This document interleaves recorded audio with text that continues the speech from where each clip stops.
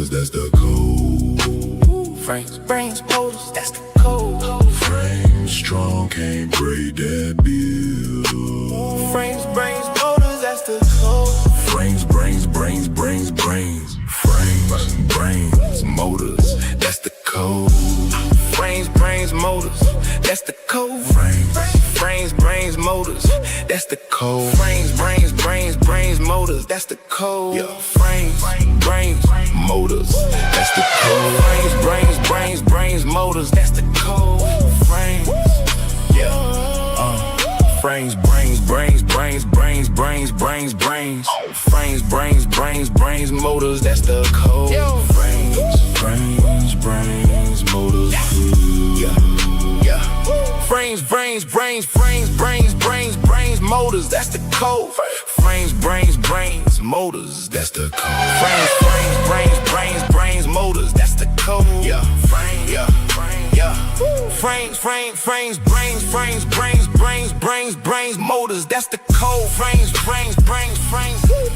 Frames, brains, brains, brains, brains, brains, motors. Brains, brains, brains, brains, brains. Brains, brains, brains, brains, brains, frames, brains, motors, frames, that's the code. Frames, brains, brains, brains, brains, motors, that's the code. Frames, brains, brains, brains, brains, brains, brains, frames,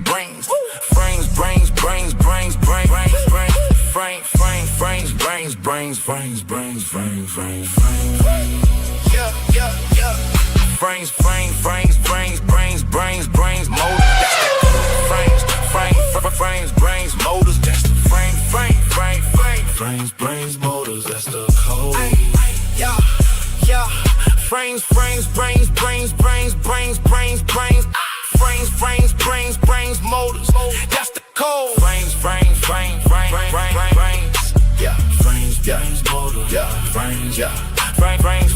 frames, brains, brains, brains, brains, frames, brains, brains, motors, that's the frames, brains, motors, that's the frames, brains, motors, that's the code. Frames, brains, brains, brains, brains,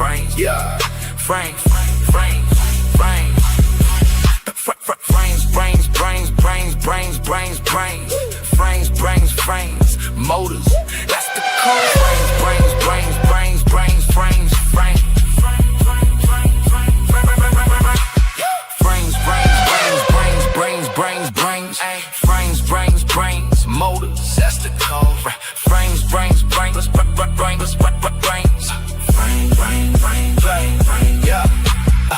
the code. Brains, motors, that's the code. Frames, brains, motors, that's the code. Frames,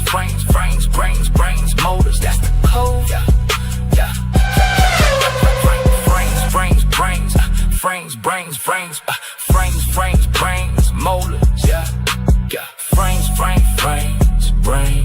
the code. Frames, brains, frames,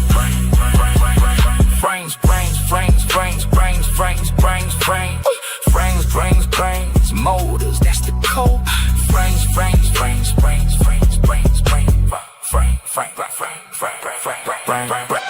Frames, motors, that's the code. Frames, motors, that's the code. Frames,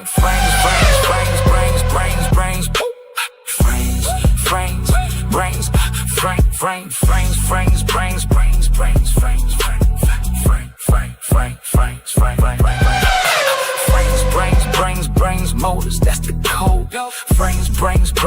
Motors, that's the code. Motors,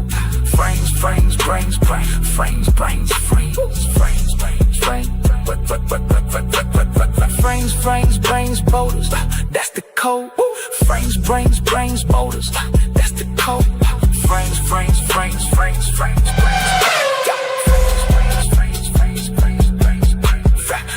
Frames,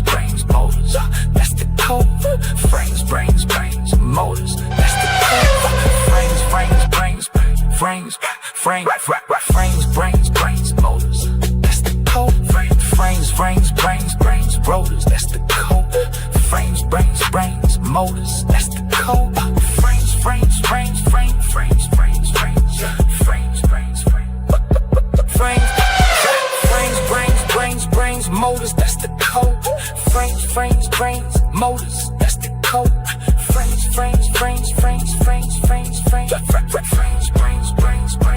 Oh,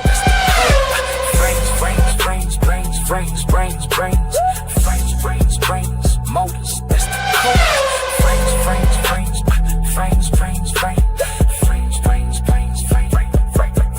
the code. Frames, motors. That's the code.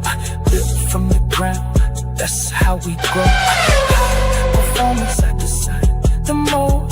God gave the gift, not watch it show. If the piece gotta play its role, from the structure down to the soul. Formula 1, Canine, we don't fold. Frames, brains, motors. That's the code. Frames, code. Yeah. Frames, brains, motors. Frames, brains, motors. That's the code. Frames, brains, motors. That's the code. Frames, motors. That's the code. Frames, motors. That's the code. Frames, motors. That's the code. Frames, motors. That's the code. Frames, motors. That's the code. Frames, motors. That's the code. Frames, motors. That's the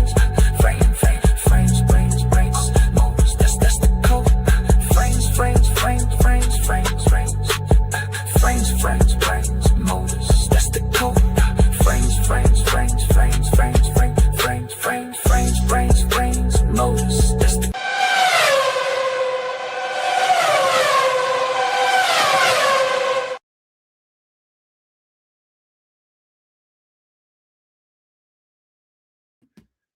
Good Thursday night, world, and welcome to another episode of Lab Talk with the Dog God, aka the Coach 3I, aka the Elon Musk of high performance working dogs.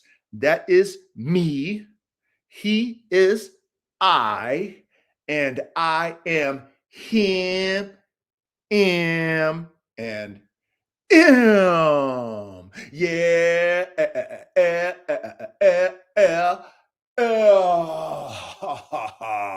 Big salute to my brother in pole position, my brother in Matt's Triassics Exotics. Big salute to my brother in Matt's Triassics Exotics in the building at the podium. Number one on the podium, man. That boy is Matt's Triassics Exotics. Big salute to you, my brethren. That's right. We got my brethren Formula 1 canines ready, man. My brethren Formula 1 canines ready.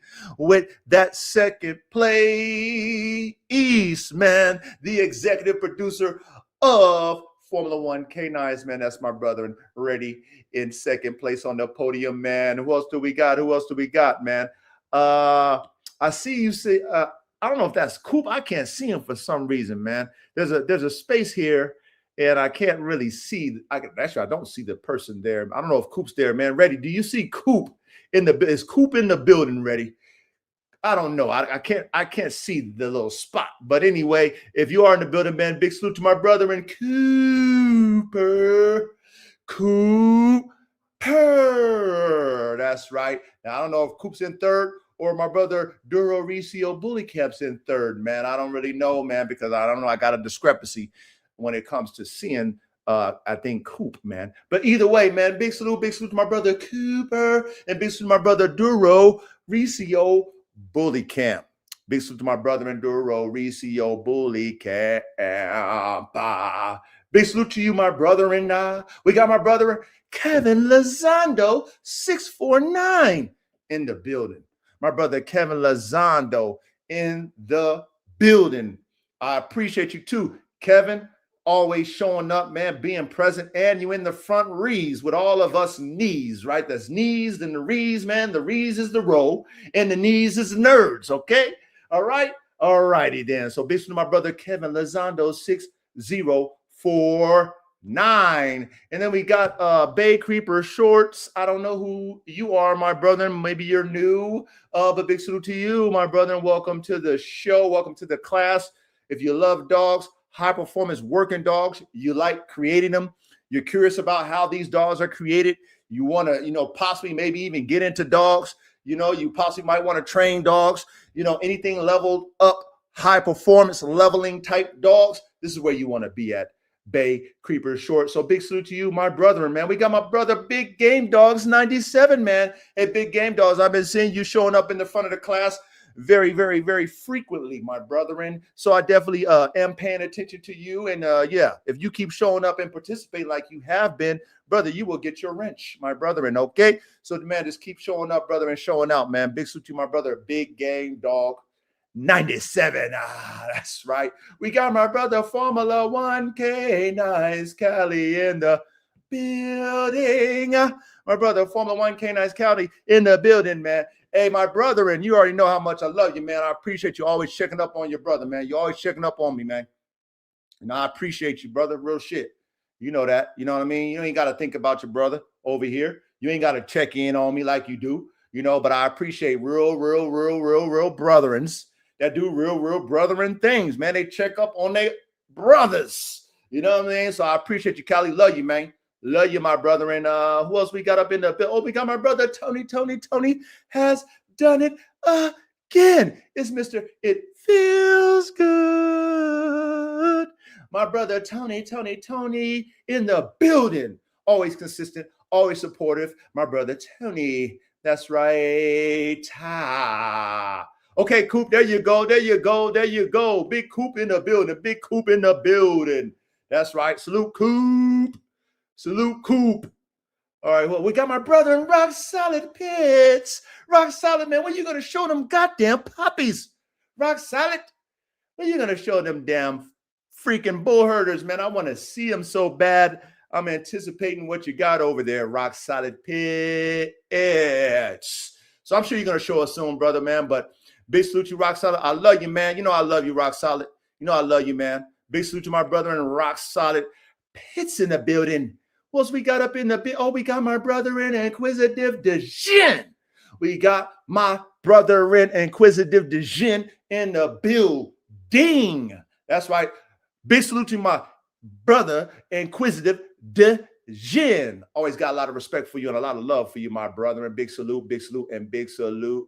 Ooh. Okay, Rock Solid. Yeah, you okay, you sent them to me. Okay, no doubt. I'm gonna have to go, check my go into my DMs and check, man. You know what I'm saying? The coach has really been in the field, putting that work and more work 3 times 3, man. Oh my God, 3 times, man. Oh, that's a lot of work when you go 3 times 3. Ooh, so I'll make sure I'll check my DMs, Rock Solid. Okay, but I appreciate you, man. I appreciate you. And salute to all of you who are trickling in, to the classroom, finding your seats. The ones that's in the middle row, you guys are not in the chat. Anybody's in the chat, they're in the front rees. They're in the front row, okay? They're in the front row when you're in the chat. If you guys are in the building, but you're not in the chat, you guys are considered in the middle row. So salute to all my brethren coming in, taking their seats in the middle row, man. The class, man. Big salute to you, and big salute to you. And we also got to give salutes to the ones in the back. You know what I mean? The ones that's doing the hokey pokey. They don't know if they really want to come to class. They don't know if they fucking, don't want to come to class. I don't know if they do want to come to class. They don't know if they fucking, respect the coach and what he's talking about. They don't know if they want to give a coach salute or they want to say, fuck you, coach. All the shit that these people in the back want to be like. But at the same time, they keep showing up. So because you keep showing up, the ones in the back, we're going to give you your salutes, because at the end of it all, okay, Your energy towards me, your energy towards what we're talking about, what we're teaching, whatever it might be, that negative energy, I know over time, as you continue to show up in the back, you will be moving your way up to the middle, and hopefully you'll be moving your way up to the front to get this fucking slaying when we lay hands on you and take that bitch ass spirit out of you when we do the altar call, man. Hopefully our spirit, our masculine righteous spirit, man, our masculine righteous spirit will infect you enough to come to the front of the fucking altar and let us lay our hands on you and repent and exercise that bitch made spirit out of you. That's right. That's right. So that's the only reason why we give you a salute in the back, because you keep showing up, because you know that we're infecting you with that masculine righteous man spirit. That's right. That's right. That's right. That's right. Now, men, let's get ready to go, man. Let's get comfortable, man. Let's get ready to go, man. You already know what we do, man. But, for the new guys or whatever, man, we like to, calm the edge, curb the edge, however you want to call it, man, from the work week, man, especially if you're busy taking care of shit, taking care of this, taking care of that, and taking care of this and that, man. So we like to go ahead and calm the edge before the class, because this is the class that, we want you to use your thinking cap. We want you to use your thinking cap in this class, men. So what we do permit before we get started is a little something to calm the edge, okay? A little substance, but no substance abuse, okay? A little substance without the abuse. That's right. So those of you who like the herbal sensations, okay, get your paper planes, switch your sweets, your bongs, your edibles, your gars, your beverages. Make sure it's infused with the premium, aka the top flight. Okay, make sure it's infused with that. All right. Get that bitch ready to go. Your ladder ready to go, but do not partake in it until we say cheers. All right. And if you like the taste of hops, get your dark hops, your light hops out. If you like it to be a little bit stronger, you get the malt liquor hops out. You like the designer hops, organic hops, any type of thing that you like to infuse hops in, get that bitch ready to go. Make sure it's cold, frosty mugs, all of that. Make sure it is ready to go, but do not partake in it until we say cheers, all right? And if you like hard liquor, stronger liquor, okay, you like the dark liquor, the light liquor, you like to sip on it, take it on a shot, but you like to do what I do the serve mix a lot. To do the serve mix a lot. Get that bitch ready to go. Do not partake in it until I say cheers. Now, again, we're not abusing anything here. I'm not trying to get y'all drunk. I don't want y'all to get y'all fucking floaty to the sky high. We're not trying to do none of the above, all right? We just want a little nice little buzzer. Want the nerves to be calm, so that, you jokers with the attention deficit can sit your ass down in class and just pay attention, man. Learn some shit, man. Learn some shit. Let's be intrigued by what we be learning about with all these different dogs and the different breeds and shit like that. Be intrigued by that, because hopefully in the future of dogs, there'll be men and women like you and I that will be creating the next wave of top tier working dogs.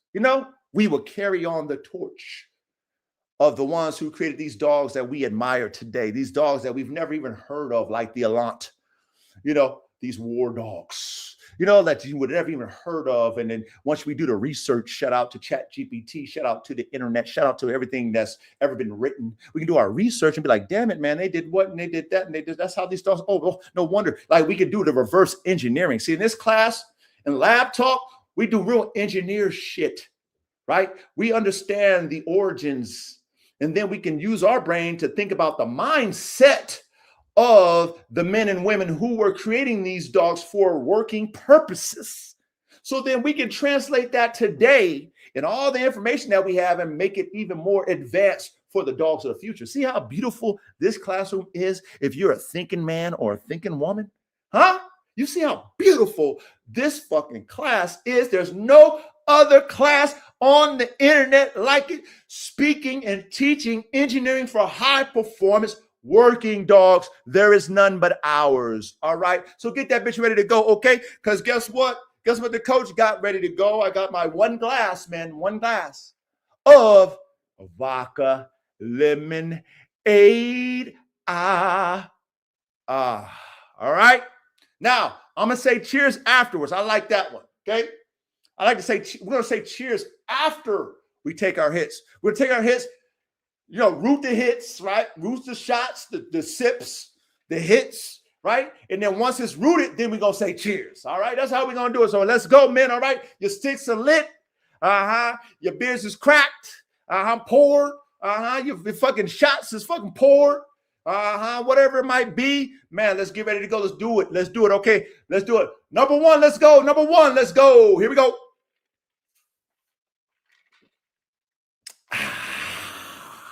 Go ahead and blow that bitch out, man. Go ahead and blow that bitch out.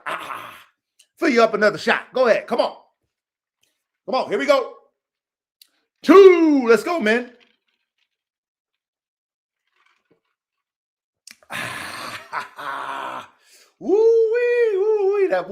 That's tasty too. I need that, man. 3 times 3 work. I need that. I'll be looking forward to Thursday. Cheers it up with y'all. All right, here we go. Let's root it up with the third one, man. Let's root it up with the third. Here we go. 3. Let's do it.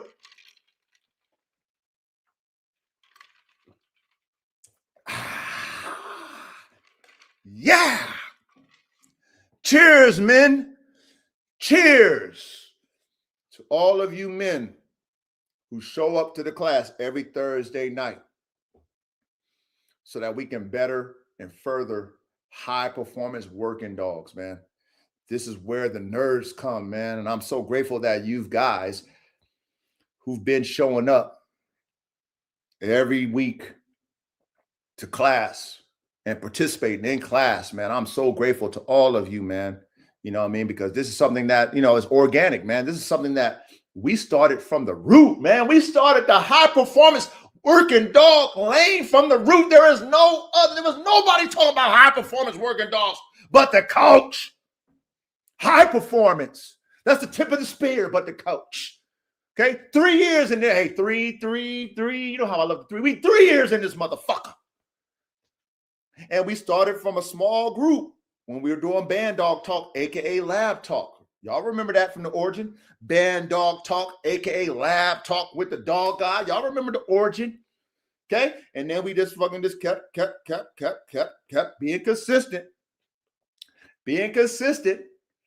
And we knew it was going to be a slow movement because this is new.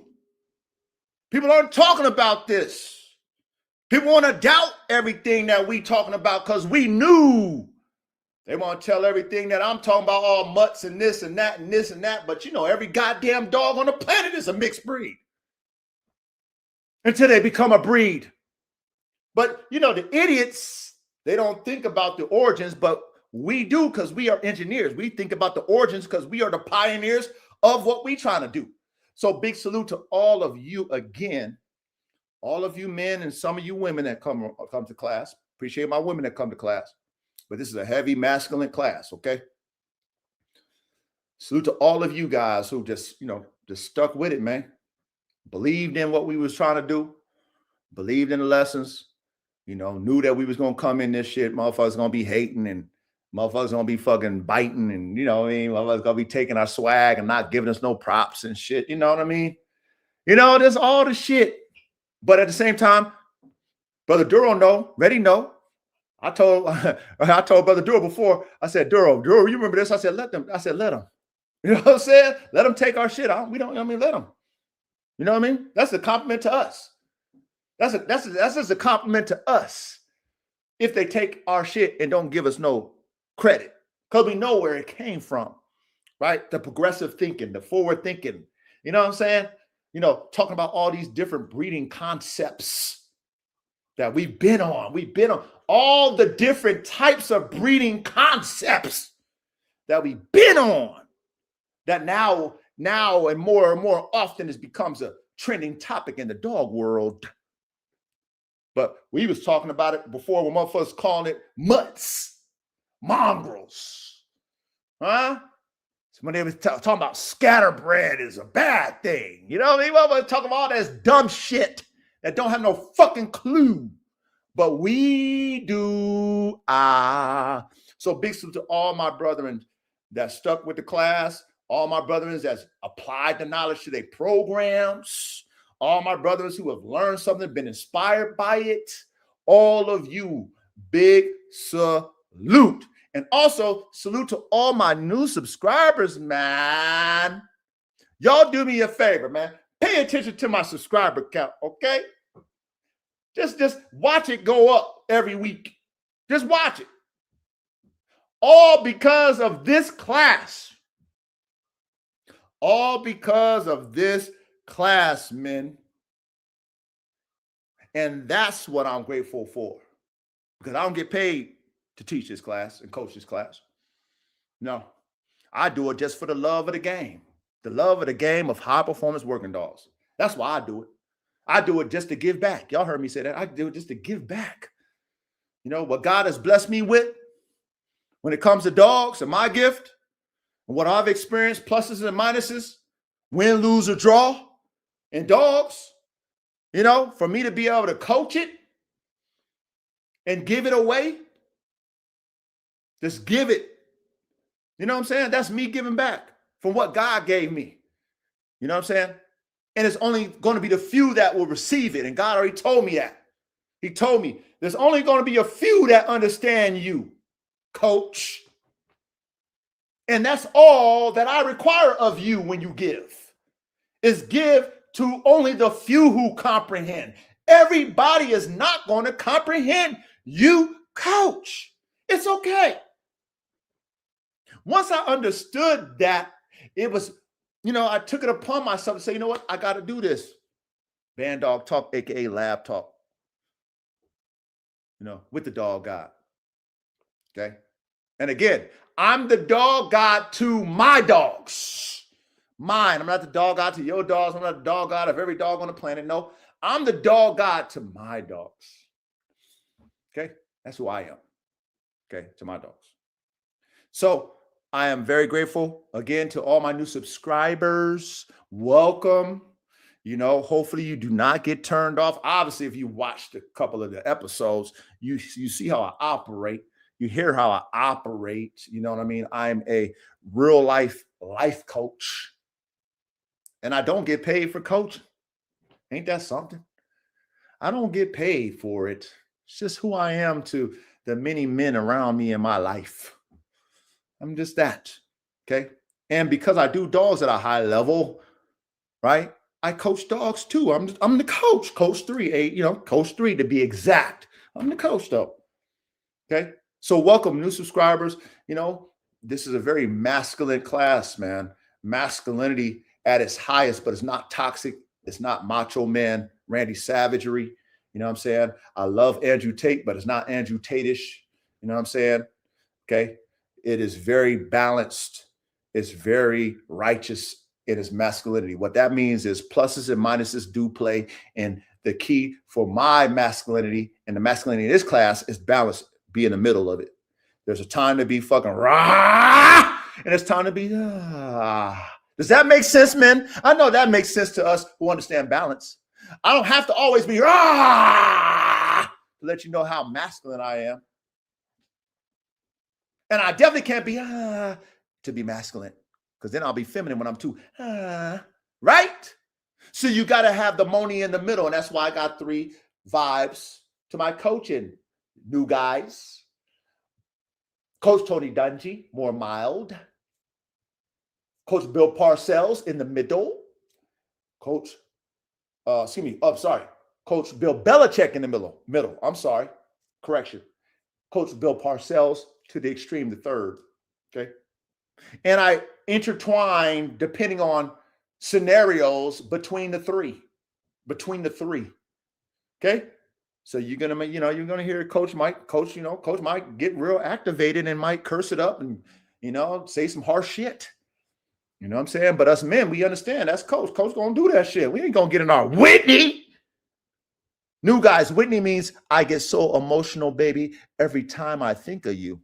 Okay. Shout out to Whitney Houston. That's where Whitney comes in. Okay. If you ever hear me say Whitney, new guys, when I say getting into your Whitney Houston had a song called I Get So Emotional, Baby, Every Time I Think of You. Right? So when Coach get in that shit and makes you get emotional, when you think of me getting into that shit, that's that Whitney. And I tell all men, even including myself, every day, control your Whitney.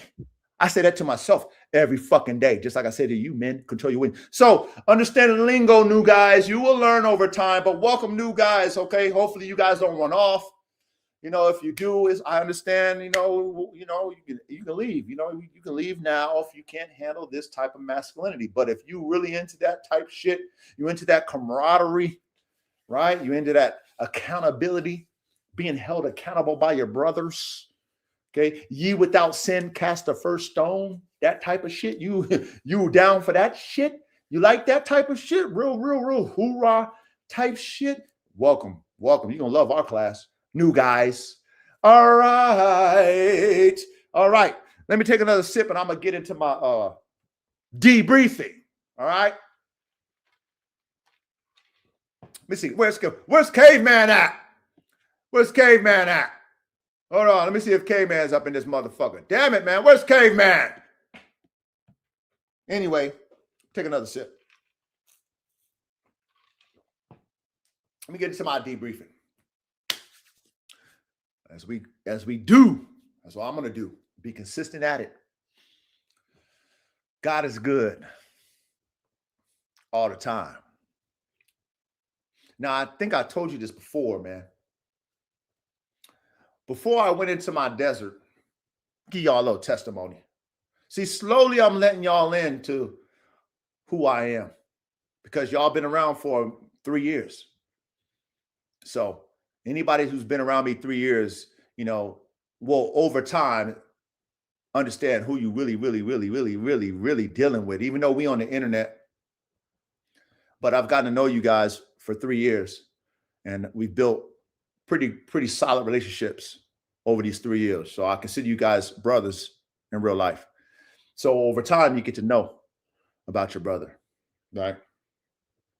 So let me go back in time, man. Let me think about this. Let me think about what I want to share with y'all. Okay, because like I said, I want to let y'all in, but not too far yet. I want to just a little bit. But back when, I used to always lead with this. Motherfuckers, introducing themselves to me and stuff like that. Now I meet somebody. Hey, what's good, man? How you doing, man? First thing I would say, God is good all the time. And then I'll introduce myself, right? First thing I would say, God is good all the time. Pluses and minuses, right? Now, there's a reason why I would say that shit. Now, it's not as extreme as the Muslims over there in the Middle East when they say, Allah Akbar. It's not as extreme as them, but it's in the same realm, though, which is God is great, right? That's what they're saying when they say that. But theirs is very extreme when they say it. Mine isn't as extreme. It's definitely on an extreme level, but not as extreme, right?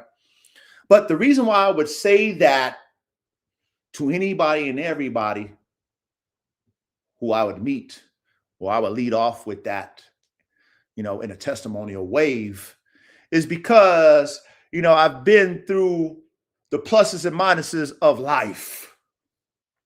And because I was in a victory level, okay, the pluses and minuses always gave me the reverence to make sure that I gave reverence to the Most High and say, God is good all the time, pluses and minuses. There was a time where I had been tested at the highest level. And in that time of that test, it was like Job, but not like Job. Praise the Lord. Okay? This is real talk. And I was in a position where I was in my Whitney. And because I was in my Whitney, it made me not say something that I used to always say, which is God is good all the time. Good, bad, or indifferent. Okay? And I noticed that I wasn't doing it. Now, this is where the enemy was trying to make me doubt my position when it comes to me and the Most High. Because the test was the ultimate test. It was the ultimate test, right? It was for me.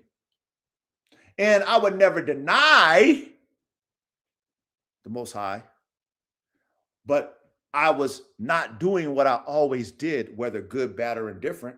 God is good all the time. Now, that was part of my test, man. That was part of my test as a man. And then of not only a man, but a servant of the Creator. To see if I understood what that truly meant when it comes to the hardest test of your life. Are you still going to say God is good all the time? Even though you're at the hardest level of testing, the most stressful level of testing in your life, the most lonely level of testing, the most challenging level of testing, would you still say it? Okay. And I'm going to be honest, I didn't say it. I still was in prayer, but I didn't say God is good all the time, right? Now, that was part of my test. It was a part of it. It was only a small part, man, but it was a part of my test. Okay. Once I started taking the test and accepting the hardest level of it, then I understood why it is so important for us, even at the hardest level, to say God is good all the time, because pluses and minuses and indifferences play, because everything plays, man. So God is good all the time. We're going to start off with that. All right. And this week, it's 3 times 3 hard when it comes to work. Okay. Super duper work week. Super duper work week. Okay.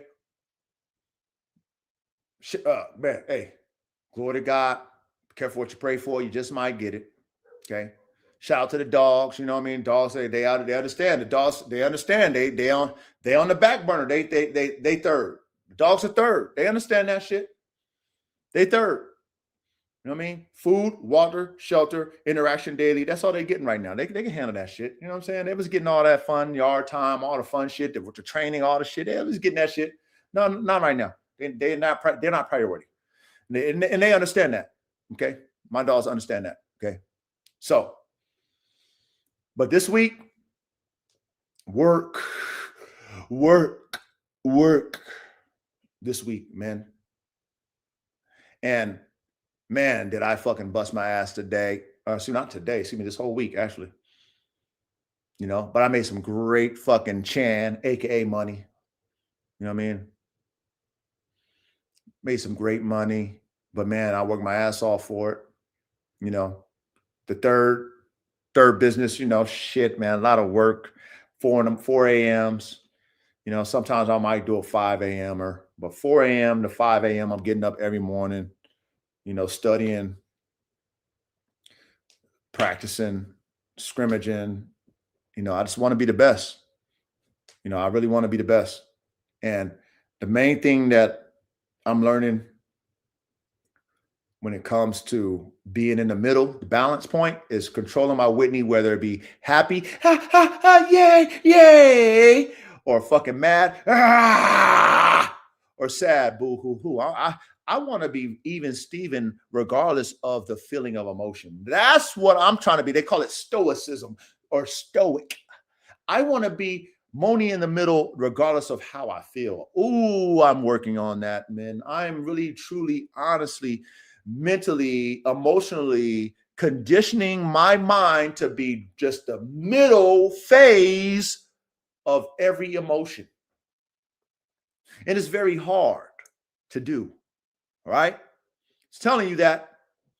Okay. Very hard. But just know this coach right here, this player coach, is coaching what I do, not coaching what I learned from somebody else, what I learned from another so-called coach or person, or no, I'm coaching what I live. That's why I get respect anywhere I go. Motherfuckers know this motherfucker is the truth what he speak, because he do it. He not just telling y'all, telling me. This is what he fucking do, so I can believe it. So, I've been, trying to, because it's been a lot of work going on, because I really want to graduate so bad. Men, when you want something so bad in your life, man, you're going to have to sacrifice a lot, man. You gotta put a lot of fucking mental work in, man. See, that's why I say a lot of men, I say this a lot, but a lot of people don't listen, man. A lot of people don't work their brain, man. They don't work their mind, man. My mind is on overdrive, nigga. If you could see my brain right now, my shit's look like it's on steroids right now. Facts. You could see my brain cells, nigga. You'd be like, oh, this nigga coach is on the brain juice. Well, you might think that, but if you see what I'm doing when I get up at 4 in the morning, 5 in the morning, and I'm fucking working all the way to the max, to the TJ Maxx, when I'm out on the fucking, I'm taking care of my business, doing everything to the TJ Maxx. All my fucking customers is always saying the same fucking thing. I love it when my customers tell me the same shit.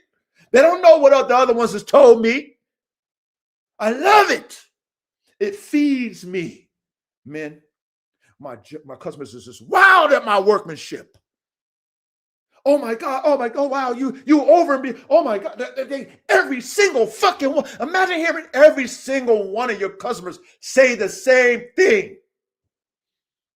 And you know why they're saying it. You're not oblivious to it. You know why. Because ain't nobody working harder than the couch. Ain't nobody going over and beyond the call of duty than the coach. Ain't nobody half-assing a job. They're doing extra credit on a job where you didn't even know. Hey, this, this. Okay, cool. Oh, and I make sure this, that. What? What? Oh my God. Wow. Well, I'm gonna refer you. Oh my, you know what I mean, but I mean though. I mean, this is what it is. So,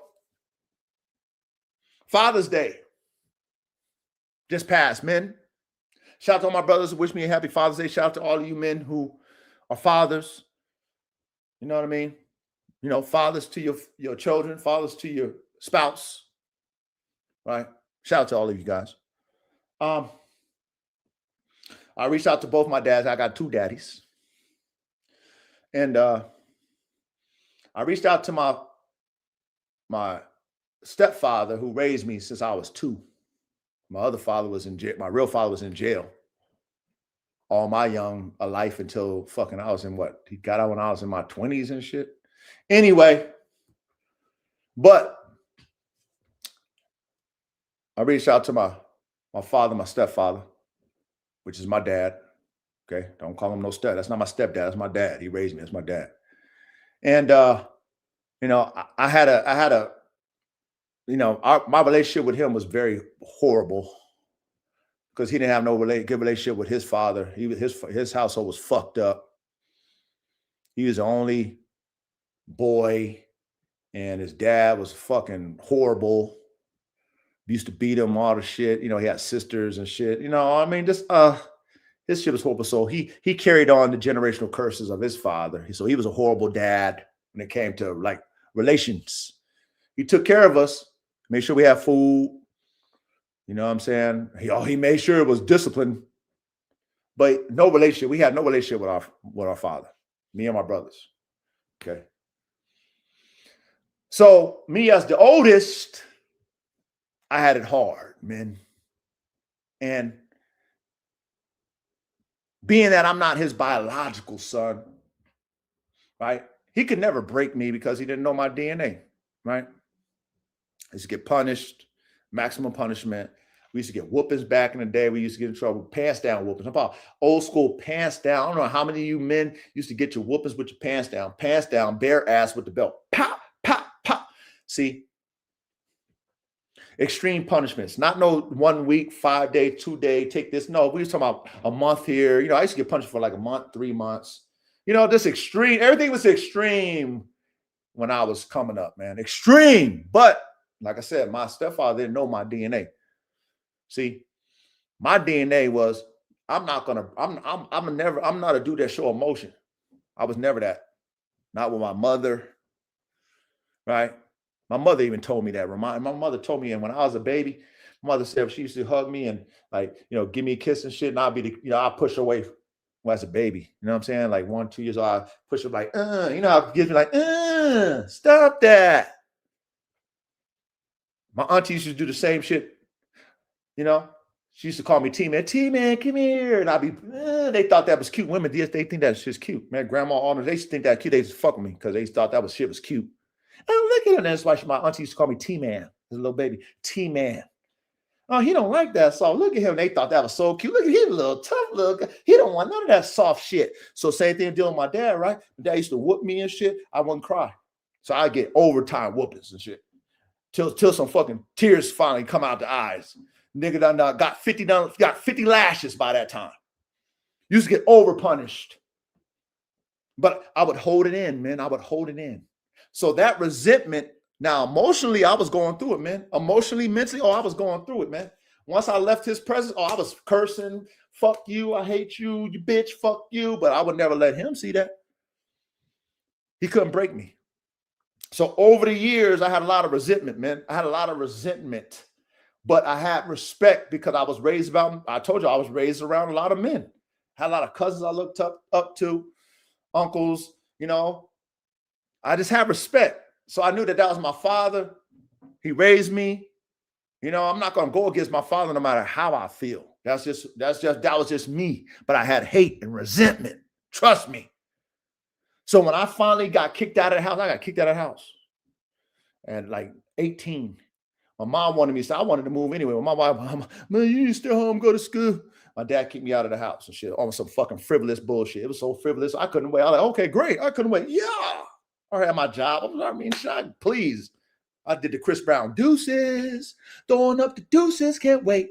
Now my mother can't hit me with the guilt trip. That's how my mother is. See, mother hit me with the guilt trip. That's how my mother always used to do me. Because I respect my father and my mother. My mother know how to manipulate me with the guilt trip. My father know how to manipulate me with the motherfucking discipline. Right? Because I don't want to disrespect him. I don't want to disrespect my mother. But once my dad kicked me out, I was like, oh, deuces. So then I was on my own, man. I was on my own. Okay? Little did I know all that hardship and hate and controlling of my fucking emotion and that disciplinary fucking upbringing made me a top tier man out the fucking gate when I was fucking 19 years old, man. Working in the car business amongst all kind of men, sharks, sharks. These niggas wearing Italian suits, motherfuckers looking sharp, all kind of different races, national ages. Motherfuckers is driving Benzes, Beamers. Motherfuckers are making 10, 20, 30,000, 50,000 a month. Nigga, I'm 19. Imagine being 19 around all these different type of men. Okay? And I got into the car business. I'm just let me debrief. Y'all pay attention. Hopefully y'all fucking listening. So I go in to help these girls I was going to school with, college. It's like, hey, T, can you help me? I'm about to buy this car, I want you to come with me. I need a man. They say they need, they take advantage of girls and stuff like that. I'm like, well, all right, whatever. I'll go with you. I'm just whatever. I'll go with y'all. It's 2 girls.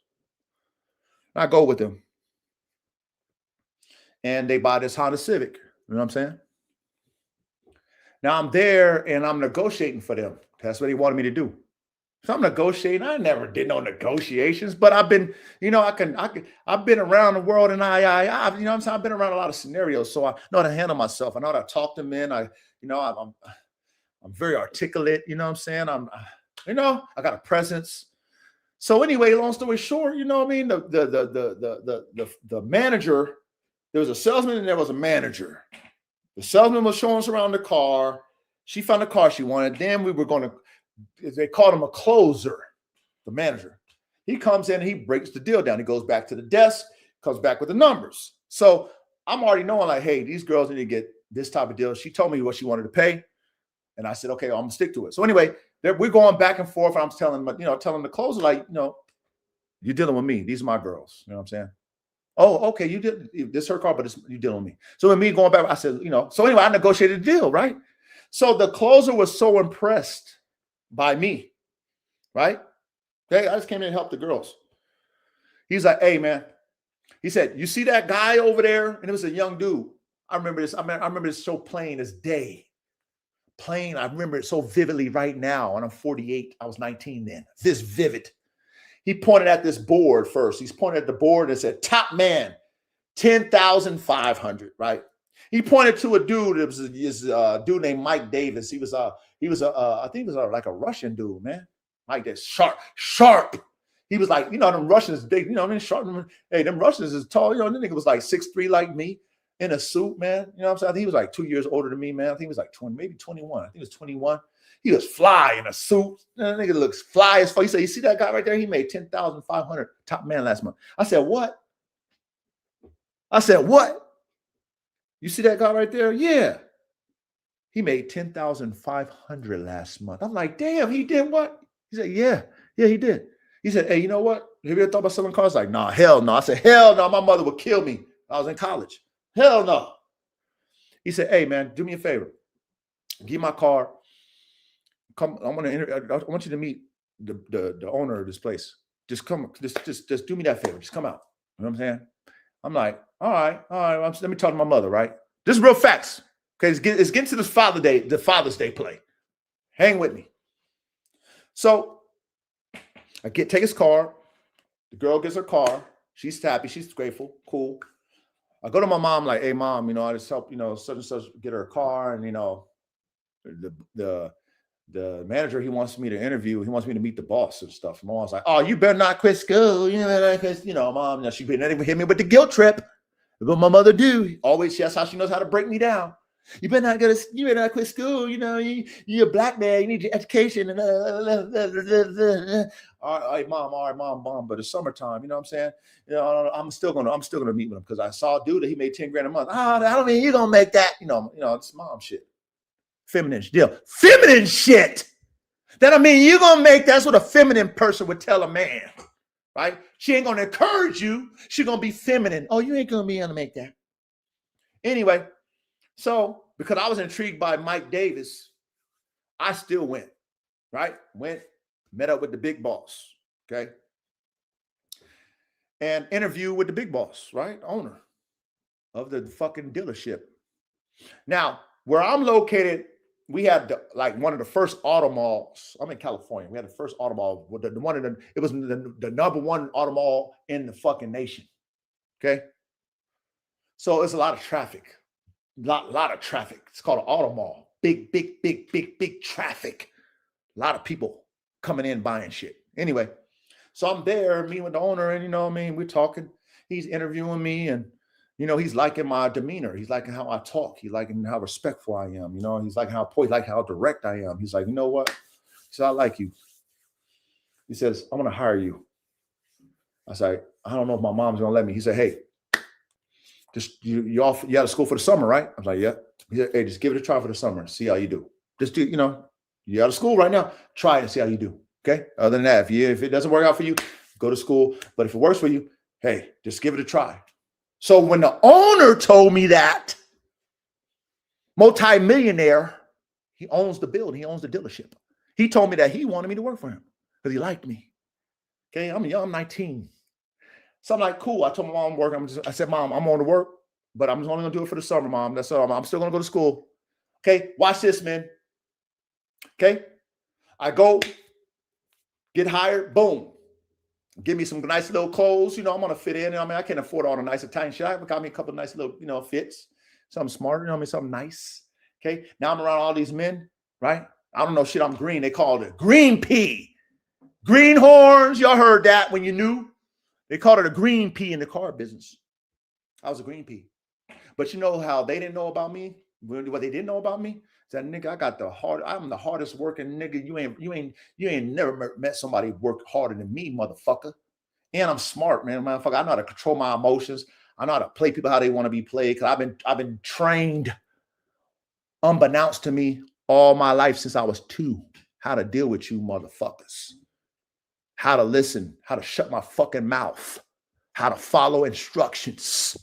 How not to manipulate, how to walk the straight line. I was taught that. I was forced to. I hated it. But unbeknownst to me, my upbringing allowed me to excel. So now I'm around all these different characters, all these different men characters with all type of different personalities and emotions. And none of them ever fazed me emotionally. None of them ever made me feel like, oh, you better, so I got to be in competition with you. No, if you were better than me, I humble myself down because I learned how to be humble, and, I had to. And I stood there under your wing and allowed you to fucking nurture me and teach me. That's what I did. Right? So anyway, with the car business, boom, introduced the men. Climbed the ladder fast. Men. Hey, my third month, I was making $10,000. Hey, 10, 15,000. I got promoted. Fast was the manager, fast. 21 was the manager, fucking finance manager at fucking 22. Oh, man, George Jefferson, moving on up, men. Had all the cars, had all the money, had the apartment, all the shit. Early bird. I was getting to the money early bird. Nigga, I was young. I was smoking all my niggas. All my niggas in the streets. All my niggas going to school. I was smoking all them niggas with the bread. Too legit, nigga. With the bread. And I had the status. And I was getting my people skills on because I was meeting all kind of people from all walks of life. I was getting my how to deal with man skills on because I was dealing with all kind of men from all different races. So I was getting skilled in the field at 19. So Father's Day this year came around, and I, hollered at my dad. Told him how much I appreciated him. How I thanked him for how I was raised. I did this before when I was 33. Made him cry. I made a military man cry. I had a card. I wrote to my father, finally just letting him know how much I loved him. I don't tell men I love them. This is a new thing, by the way. When I tell y'all I love y'all, this is a new thing that I started probably maybe 3 years ago. No, I gotta go back. Probably like 4 years ago. 4 years ago. I never tell a man I love him. You never gonna see Coach emotional, nigga. I'm too hard. I'm stone cold, nigga. My wife called me that shit. You cold. My wife used to call me that shit. My own wife. But when I was 33, I want my dad a car on Father's Day.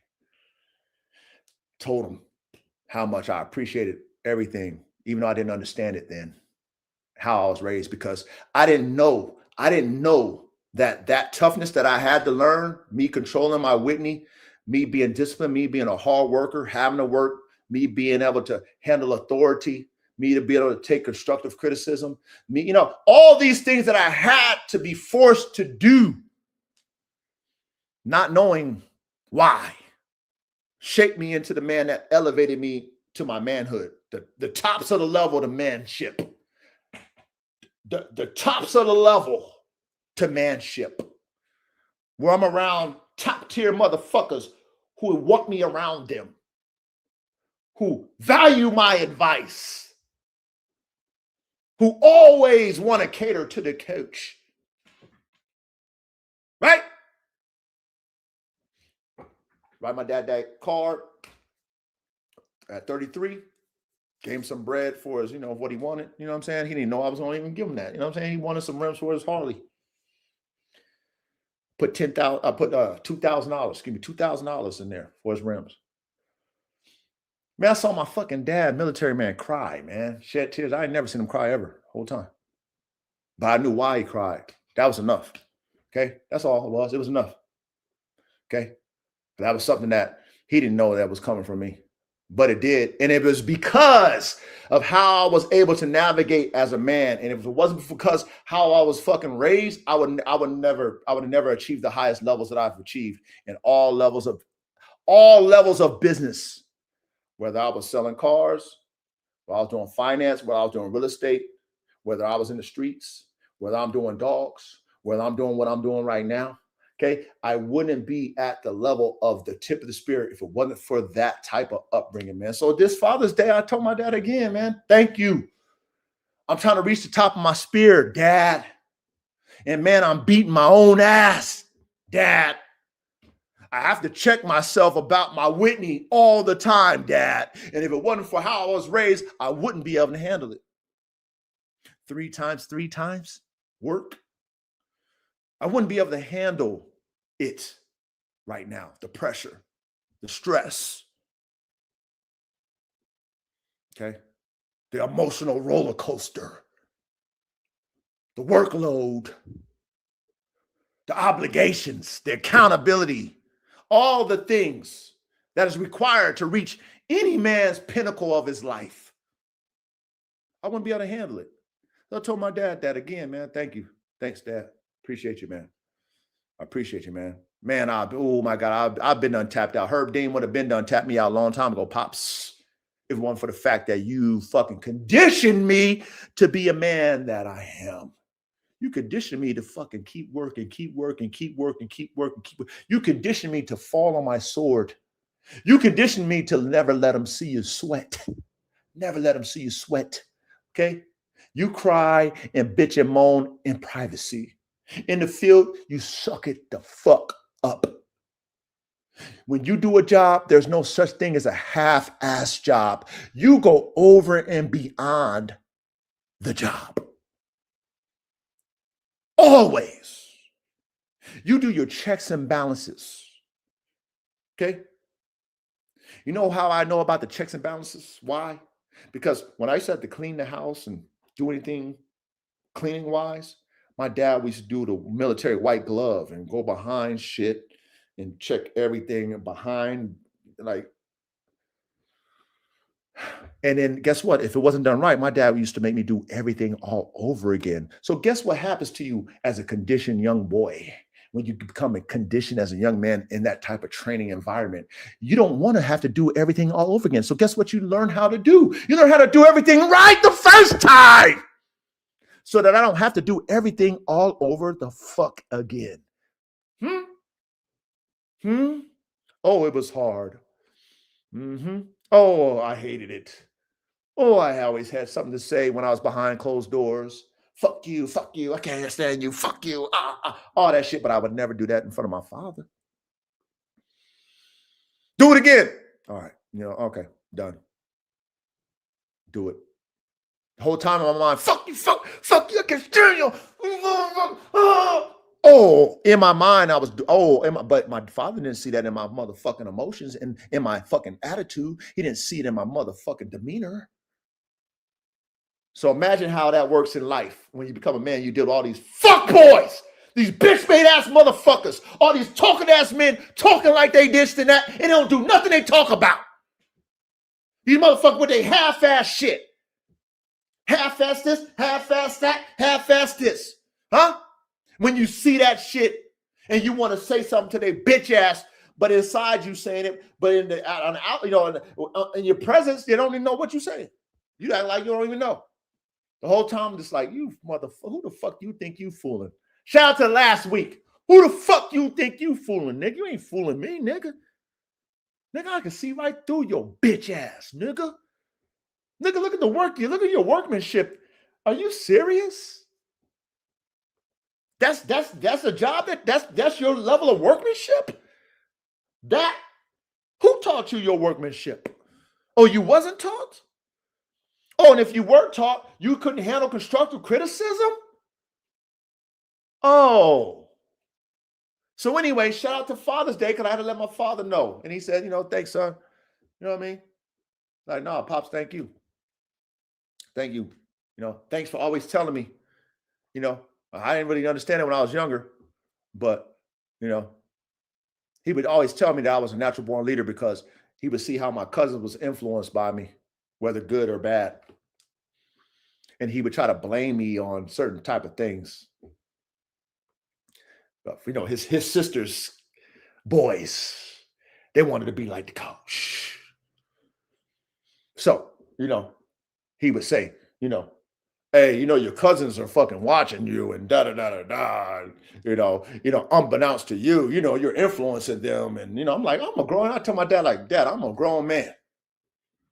I'm not here to influence them. If they fucking influenced by me, that's on them. But he would put it on me and tell me, like, you are a natural born leader. So because you're natural at it, your influence people, your influence is unbeknownst to you. You might not know you influencing them, but you are. Okay. So I always thanked him for that. I thanked him again for that, for showing me who I was before I even knew who I was. He was telling me that when I was young, that I was a natural born leader. Okay. So shout out to the fathers. I reached out to my real father, gave him his salutes. You know what I'm saying? That's my biggest fan. He believes in me. I'm his better DNA. I'm a third. I represent my grandfather, who's the first. He always tells me, you know what I mean? Your grandfather, you know what I'm saying? Like you like your grandfather, which I know I am. But he always tells me, like pops, you like my daddy. You like my dad. Saying, but you're the better version of all of us. That's what my father tells me. Always encouraging me. All the mistakes he made in his life, you know what I mean? He looking up to me, my father. So I tell him all the time, thank you, pops, for your support. You know what I'm saying? I know you wasn't there when I was younger, but I appreciate what you're doing for me now. And it's encouraging me right now. I need that encouragement. I need that support. And my father's there for me always. You know, when I get down and out and shit, you know what I mean? You know, he know how to bring it out of me. He know how to bring out what's going on, son? Nah, pops, I'm gonna go, nah. You know, you can talk to me. I talk to him. Then, give me that pep rally, man. Break it down. Give me the pep rally. Come on, son. You know, you built for this shit, nigga. Son, you built for this shit. You ain't no regular nigga. You know what I mean? God only gives his hardest test to the fucking most elite soldiers. So, of course, you're going to have to take them hard tests, but you built to pass them shits. Nigga, let's go. Get your head in the game. You know what I mean? So shout out to Pop. So anyway, salute to the fathers, man. The ones who really love. They really do care. And they really try to instill and help break generational curses. Those fathers, all right? Not the deadbeats.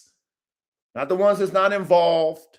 The ones who are really trying to change the generational curses in their bloodline through their kids. So big salute to the fathers, man. And one more thing before we kick it off.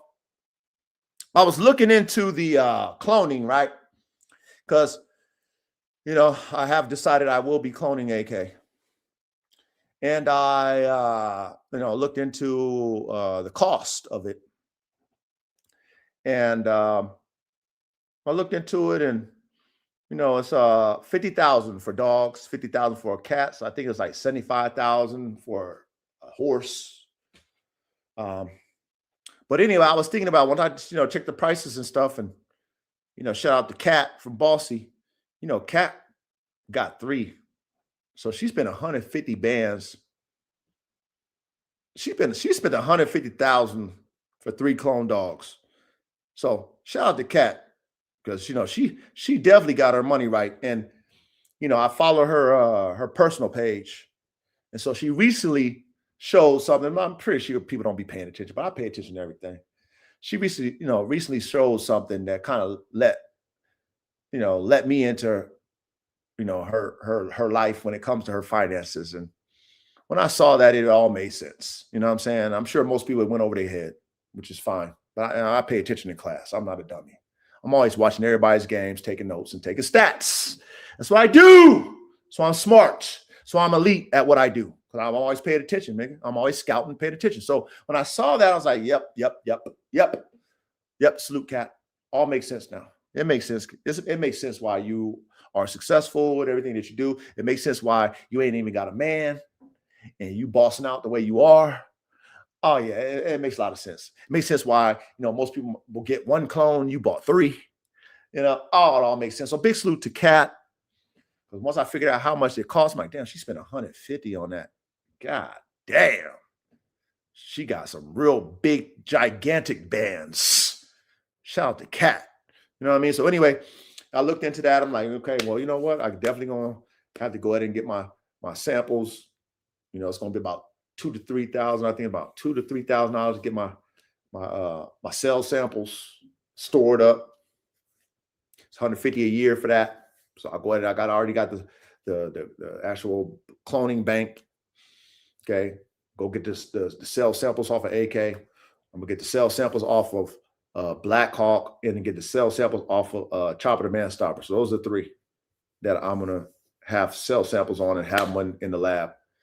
And whenever I want to clone them because of the future, what I plan to do with the war dogs, the military dogs, we got the AK-47 lines, and we're going to have the Black Hawk lines, and we're going to have the Chopper the Man Stopper lines. So I need to have all those dogs' cells stored up, and just in case their lines are successful and they happen to transition to the afterlife, I will have their semen on storage, that, but I will also bring them back to life to do it all over again.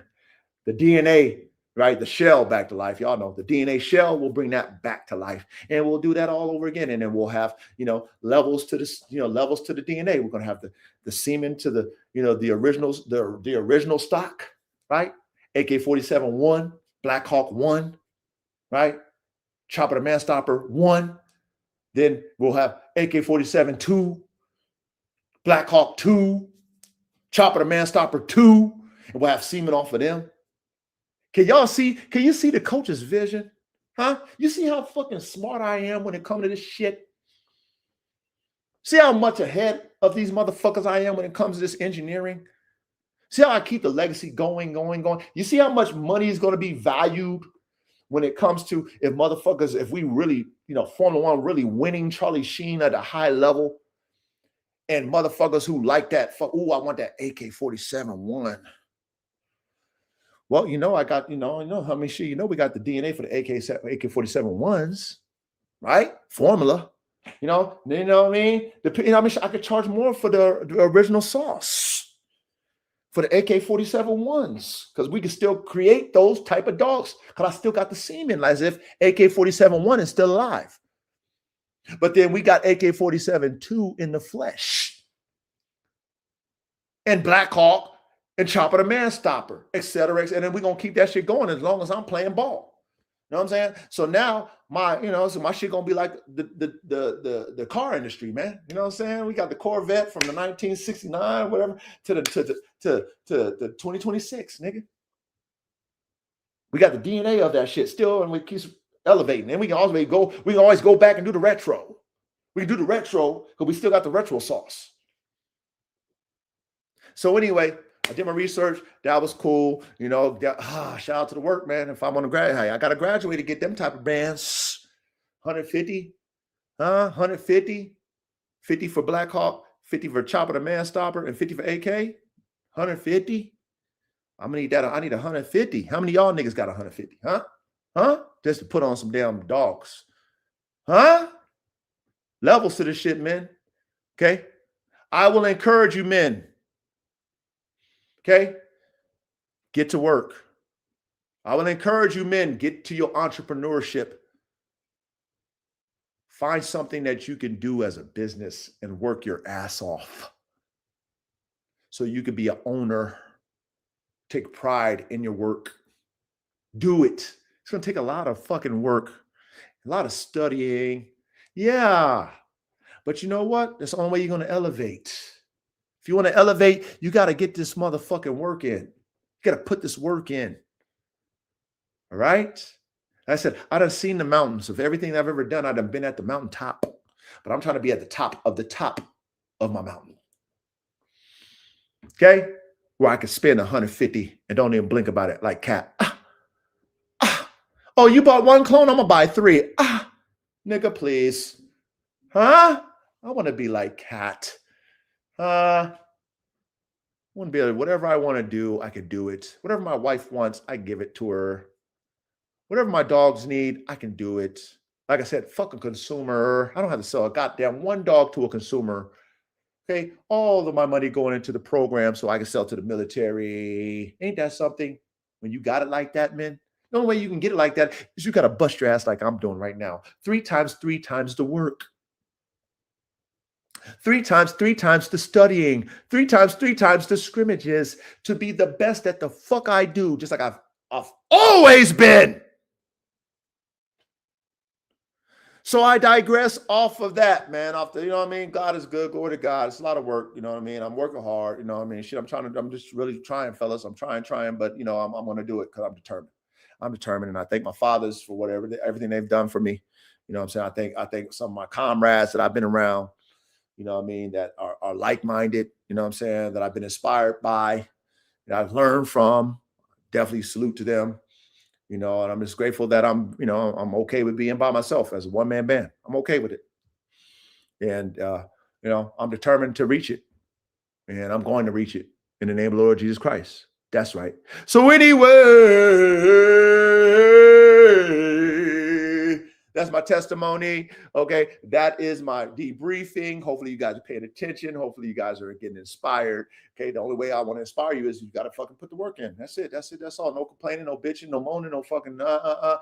Y'all niggas got to fucking put the work in, man. You want to hit these high levels, you got to put the work in, man. If I don't see you working as hard as me, stressing like me, then you ain't going to make it. It is what it is. You know what I'm saying? If I hear you complaining and bitching, you ain't going to make it. It is what it is. If you already worry about what the next man doing, you ain't going to make it. It is what it is. It is what it is. You'll be the mediocre. And if that's who you are, accept who you are.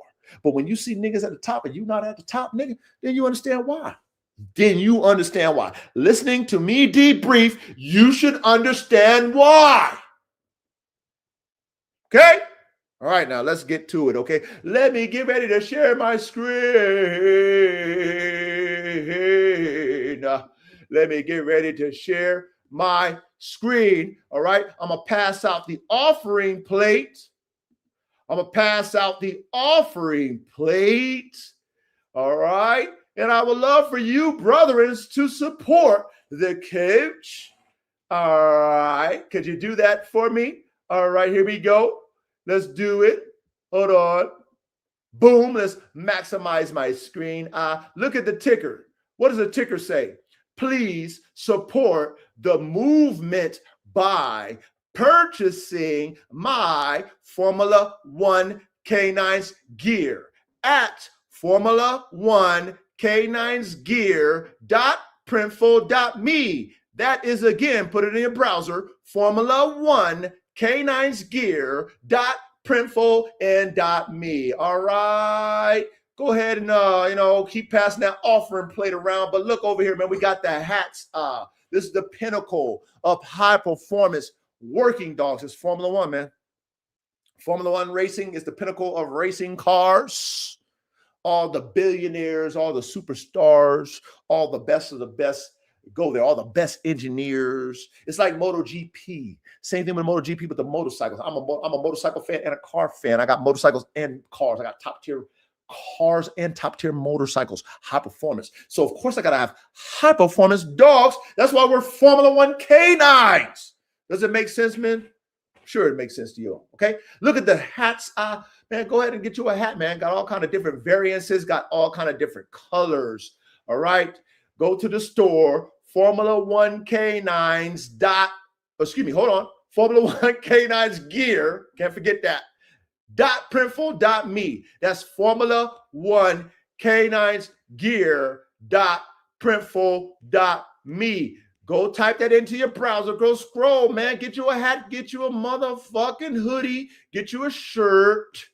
Get you a sweater. All right. Go support your boy, man. Go ahead, put a couple of dollars in the offering plate. That's right. Look at these shirts, man. Get you a goddamn shirt. We got polos, we got V-necks, we got sweaters, we got the embroidery shots, man. We got different colors. Come on, man. Plenty of things for you to go ahead and purchase and support the coach. All right, go ahead and support the coach. Okay, in Formula One canines, frames, braids, motors, that's the code. Frames, braids, motors, that's the code. Ooh, that intro is hard as a motherfucker, huh? That shit, come on, that intro is hard as a motherfucker. Shit. Frames, brains, motors, that's the code. Man, support the coach, man. Support the coach, man. Shit. Got plenty of things for y'all to choose from. Got plenty of sizes. Go ahead and shop at the store, man. You'll like the merch, man. Quality shirts, quality hoodies, quality hats. You know what I mean? Salute to all my brethrens. Look at that. Got DNA, we do. Got the DNA right there. Got the turbos. Come on, man. Come on, man. Come on, man. Support the coach. Got the legend AK-47 Chopper, aka the Bone Crusher, the living legend. He will be cloned. He'll be my first dog. 50 bands. Damn it, man. Imagine you spending, after you already spent 12 bands on a dog, imagine you spending 50,000 to resurrect his ass. Huh? Step your motherfucking game up. Step your game up, dogmen, engineers. Get your lab game up. Not only will you have your semen game up, but you're going to have your clone game up too. Step your goddamn dog game up. Huh? Step it up. That's right. Got DNA? We do. Got clone top tier dogs? We do. Hey, that's why them niggas love to hate the coach, nigga, because I'm raising the bar on them motherfuckers. I'm making it harder and harder for them to write my draft. I'm making it harder and harder for them motherfuckers to copy me and not give me my fucking respect. Because you're not going to be able to copy me all the way. Not all the way. But anyway, please, as I pass out the offering plate, go to the damn stove, man. Support that coach. All right. Let me digress my screen. Let me digress my screen. Now, you know what we got to do, right? Ready? What do we got to do? Ready? Ready. What we got to do? What's next? Ready? Watch. I know we're ready. Watch. We're ready. Put it in the chat. What's next? Ready?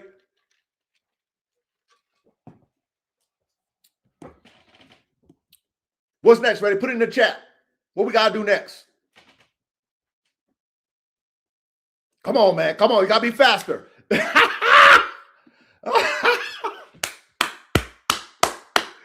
That's my brethren right there. That's my motherfucking brethren, man. That's my brethren right there, man. My brother ready, man. That boy's sharp, man. That boy's sharp like a razor blade, boy.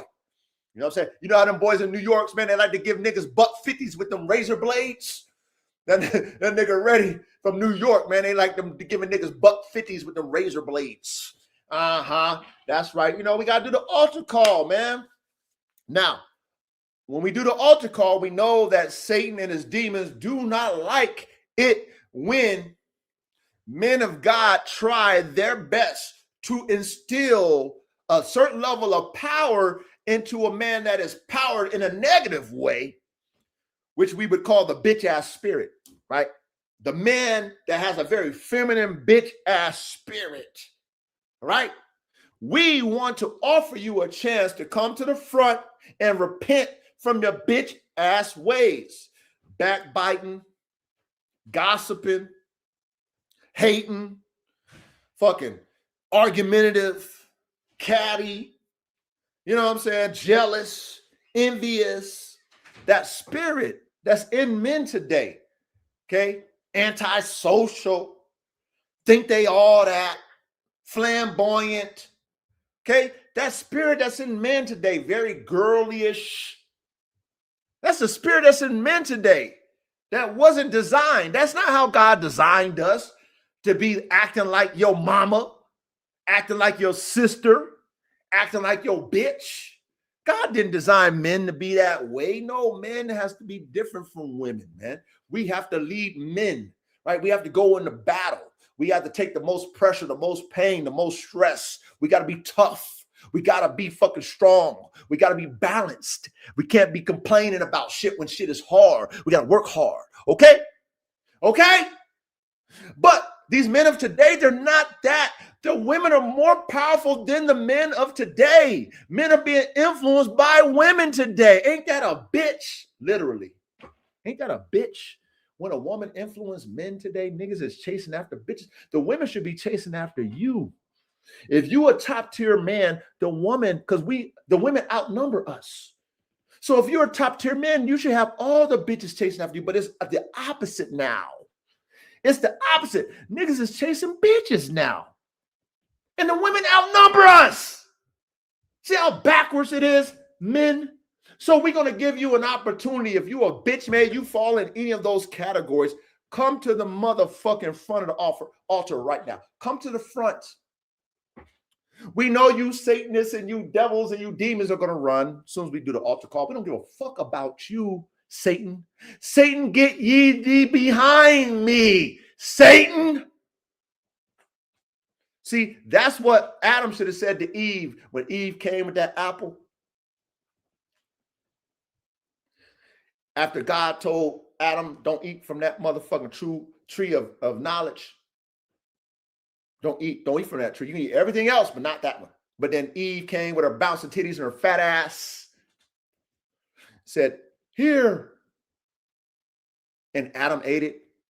Adam should have said, Satan, get ye behind me. Satan, I rebuke you. Bitch, put that goddamn Adam, that fucking apple down, bitch. That's what he should have said, but he didn't.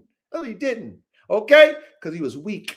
All right? So if you're not weak, come up to the front. Let's get this healing, okay? Let's get this healing, okay? Let me lay these hands on you. We're going to lay our hands on you, all right? We want you to repent from your fucking bitch-made ass ways, okay? And then get into the brotherhood, man. You know what I'm saying? Get into this righteous man shit, all right? Get your shit together, all right? We want you to do that, all right? So come and get this motherfucking slay, yay!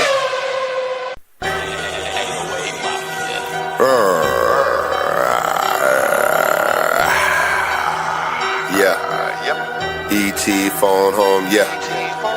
E.T. phone home, yeah. Talking E.T. phone home, yeah. Tuning T-E-T-T-E-T-E-T-T.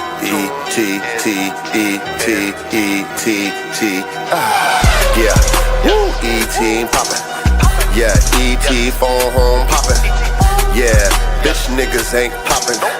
But this E.T. phone home is poppin'. Yeah, bitch niggas listen. I'm tired of your fucking feminine listen. Yes, why you wishing upon a star? Look at your bitch made ass shit. We don't like the shit, it's fucking up the flow. Look at y'all fake niggas, don't you know? I can't stand this shit, it's too slow. But y'all niggas falling into it, yo. I don't get it, but I'm trying to switch it up to be the example of what to do when you a man. Look at me, I'm not flamboyant with my hand. I'm not flamboyant in my mental. I'm fucking strong, yeah. Really, look at me, oh my god, you look so silly when you're over there looking so soft like a lily. Sniffy, you smell sweet. Look at over there, you ain't got meat. Matter of fact, boy, you pretty neat. Pretty soft, really bitty, did you eat? Real petite, real subtle. But a man don't what? No, a man don't want that shit. We don't want that fake shit. We don't want that feminine it. Nope. We like the real. Simp niggas, you know the deal. You so soft, Microsoft. You so soft, pussy soft. Pussy lips. Yeah, these bitches want dicks, pussy lips. Look at these bitches, they want dicks and pussy lips. Yeah, the shit is flipped, look it. Girls with dicks and niggas with pussy lips. So fucking sad. Oh my God, I prayed to my Lord. Yes, that's my dad. I say, Lord, are we gonna be extinct? He says, T, what do you think? I'm like, shit. Devil, please quit. I'm gonna stand beside it, yep. I'ma rep the real man with my dick in my hand, bend them over, show them the plan. Yeah, that girl be like, I thought you know niggas was gone. While she's moaning with my fingers in the she be like, oh God, yes, what? Yeah, you simp niggas fell. Instead of you getting head, you giving. You over there eating that puss. Look at that girl, she squeezing on your yeah, she squeeze on your gush. Yeah, she be busting on your gush. Oh, but she busts in your face, what a disgrace. Switch it up, yeah, you a disgrace. Hey.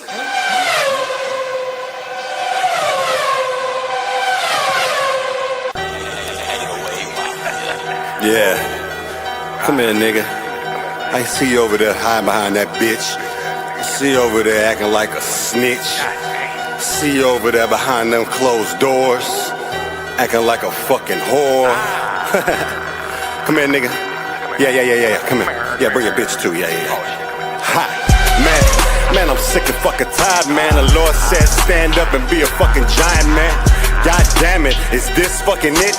Me and the coach and god damn it, prime it. Man, we gonna do this shit.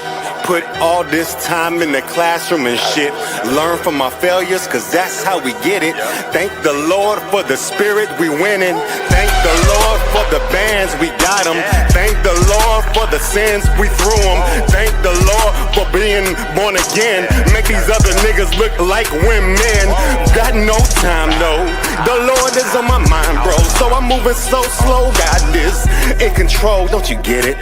I'ma be a nigga down here, I ain't gonna do shit. When the Lord moves, I'm just gonna be a broom and sweep these bitch ass niggas off they fucking path. Cause y'all math is all wrong. Got y'all wearing dresses in the spirit and I can see that shit all along. So I'm gonna keep moving on my goddamn path. Got the Lord in my motherfucking class. And he at the chalkboard, it's the coach. He said, look here, I'm like Freddie Roach. I teach you what I've done. Understand, be a man, be a son of the Most High. Look at the fruit from your tree. If it's rotten, nigga, put yourself in the mirror and be guilty. Fall on your face, live in disgrace. Tell your whole bitch you replaced. If you can't get down with my mind, bitch, you behind. If you wanna be by my side, I don't know, it's suicide. To your old ways, tell them old hoes you gotta go to your slave. Mine. If you gonna look at this TV and whine every time a nigga tell you real shit, bitch, please, you better thank God on your knees. If a real nigga come across your path and tell you that you ain't shit, unless you fix your inside, unless you commit suicide. Say that shit all the time, cause it's that real. If you don't die and be born a guy, born again, then you're full of sin. Then you're like a bitch. Then you like a motherfucking snitch. To your damn self though, cause God knows everything, bro. So I won't catch me telling on shit. I'm too legit. Do my hammer dance on your bitch's shit. Why she lick my bitch pussy? Cause that's how I get down. I ain't got no time to slap my dick no more. Let the Lord hear my voice. Let him hold me to that motherfucking cross and say this is my choice. That's me. Y'all bitch ass niggas sit around and be empty. The spirit fills me up, so I'm so fucking full. If you get your cup up to me, nigga, you might get us fucking full.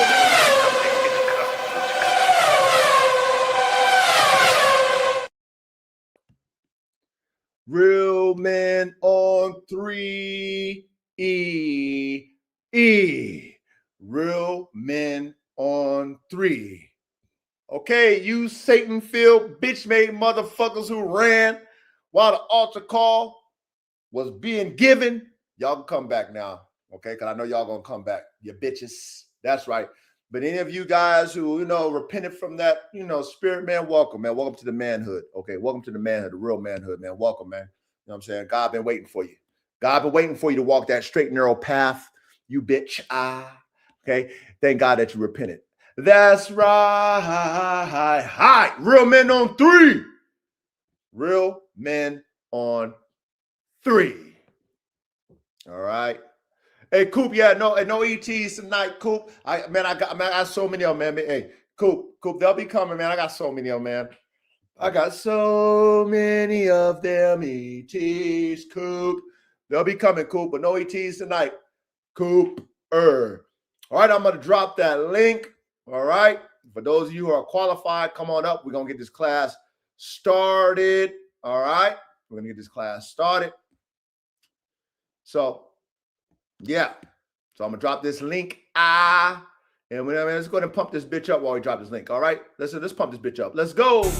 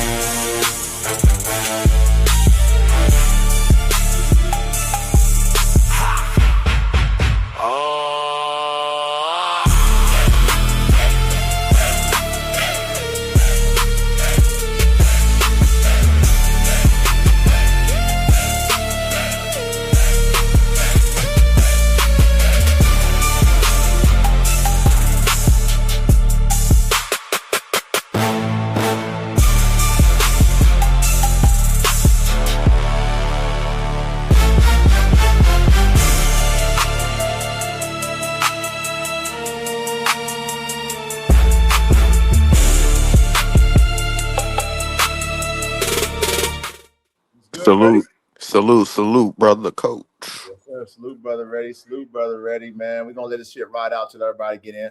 Yes, sir. Okay.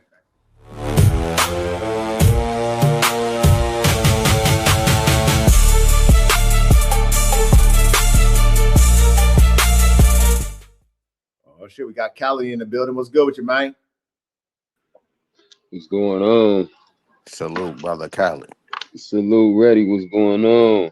Oh man, you know, shit, we gonna cook it up like we do. You know what I'm saying? We're gonna let the music ride out till everybody get up in here. Yes, sir.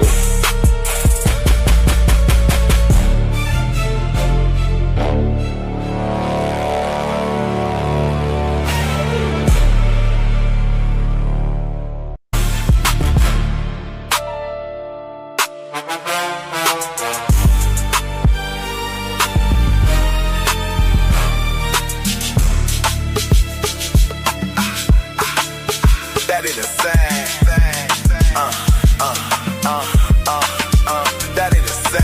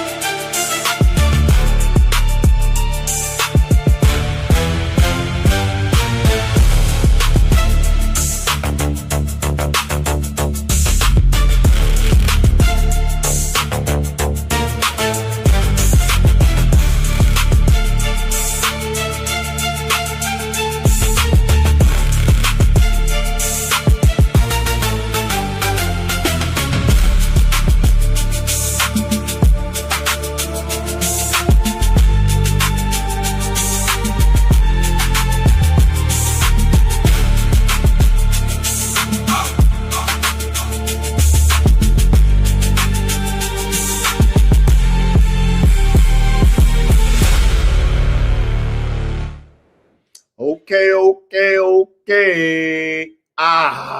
So I guess this is us right here, right? Is Lucky Mills coming up? Is Verde? I think you said Verde got to work this week, right? It's just us. Okay, it's just the crew, huh? Facts. Okay. Class, all right? Y'all ready? Y'all got y'all notes? You know what I mean? Y'all relaxed. You know what I mean? Y'all ready to focus? Got a great class tonight. Shout out to Ready. You know what I mean?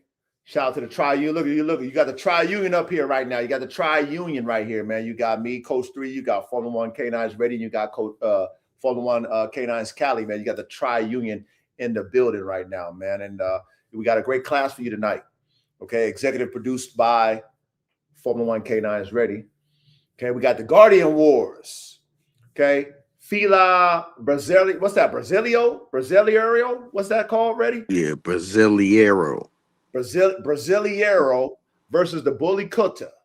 Which Guardian Giant reigns supreme? Okay, episode 143. All right, this should be a great one. I know it will be a great one. Hopefully you guys will enjoy it. Please participate in class. We got Mr. Bucket OG, man. I think that's the first time we've seen you, brother. Welcome, man. Welcome, man. We got a great class for everybody, man. So please, please, please, please, please pay attention in class. All right. So ready, I'm gonna let you go ahead and take the reins and do what you do, brother. All right. The history and creation of the Fila Brasileiro. Okay. The Fila Brasileiro, aka Brazilian Mastiff, is a powerful molosser type dog bred to track, seize, and hold large prey and livestock. Renowned for its legendary loyalty to its master and deep suspicion of strangers, it was developed by early Brazilian colonists and standardized in the mid 20th century. Early origins and development. Historical roots. The breed emerged in colonial Brazil around the 1600s. Early settlers needed a heavy-duty, versatile dog that could protect property, herd livestock, hunt jaguars and boars, and track fugitive slaves. The name comes from the Portuguese verb filar, meaning to seize or to hold. Rather than directly attacking, the Fila would grab its target by the neck and pin it down until the hunter arrived. Ancestry. The breed was shaped by a mix of European dogs brought over by colonists, most notably the English Mastiff, Bloodhound, and the ancient Bulldog. The Bloodhound gave the Fila its tracking ability, pronounced flews, also known as dewlaps, and loose skin, while the Mastiff contributed its size, strength, and courage.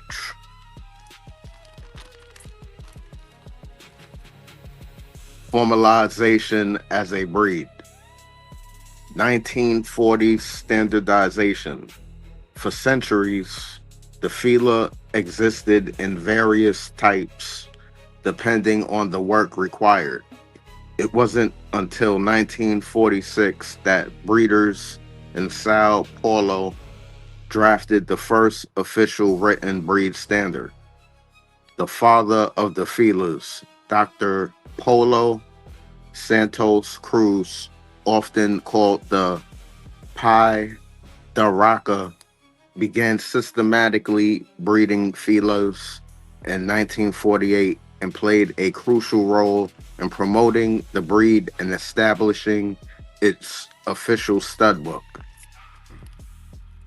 Temperament and modern recognition. Ojeriza, a defining characteristic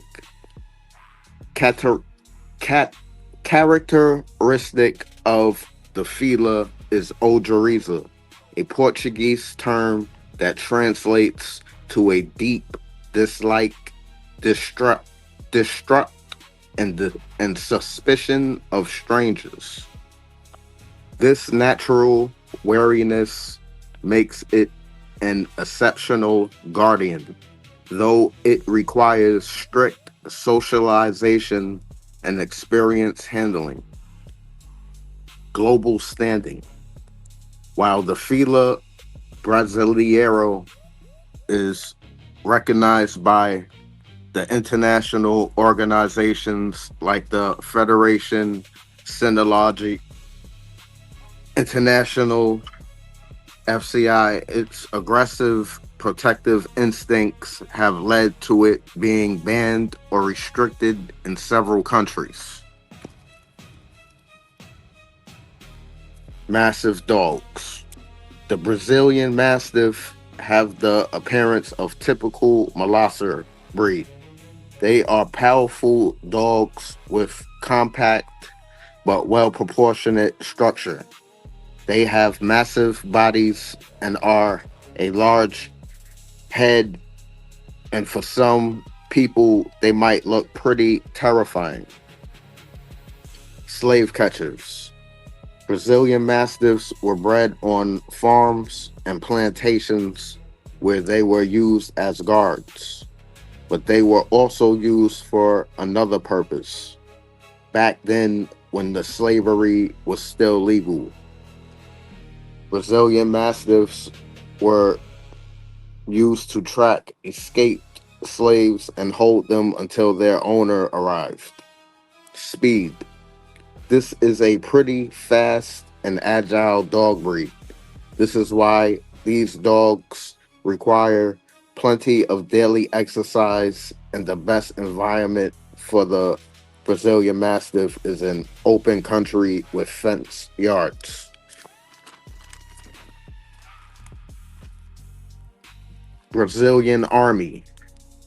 The Brazilian Mastiff was tested by the Brazilian Army, where they compared them with Dobermans and German Shepherd dogs in the harsh and hostile jungle conditions.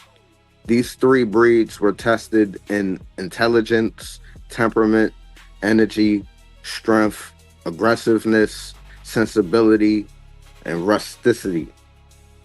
German Shepherd dogs tested highest in intelligence, and the Dobermans were best at aggression.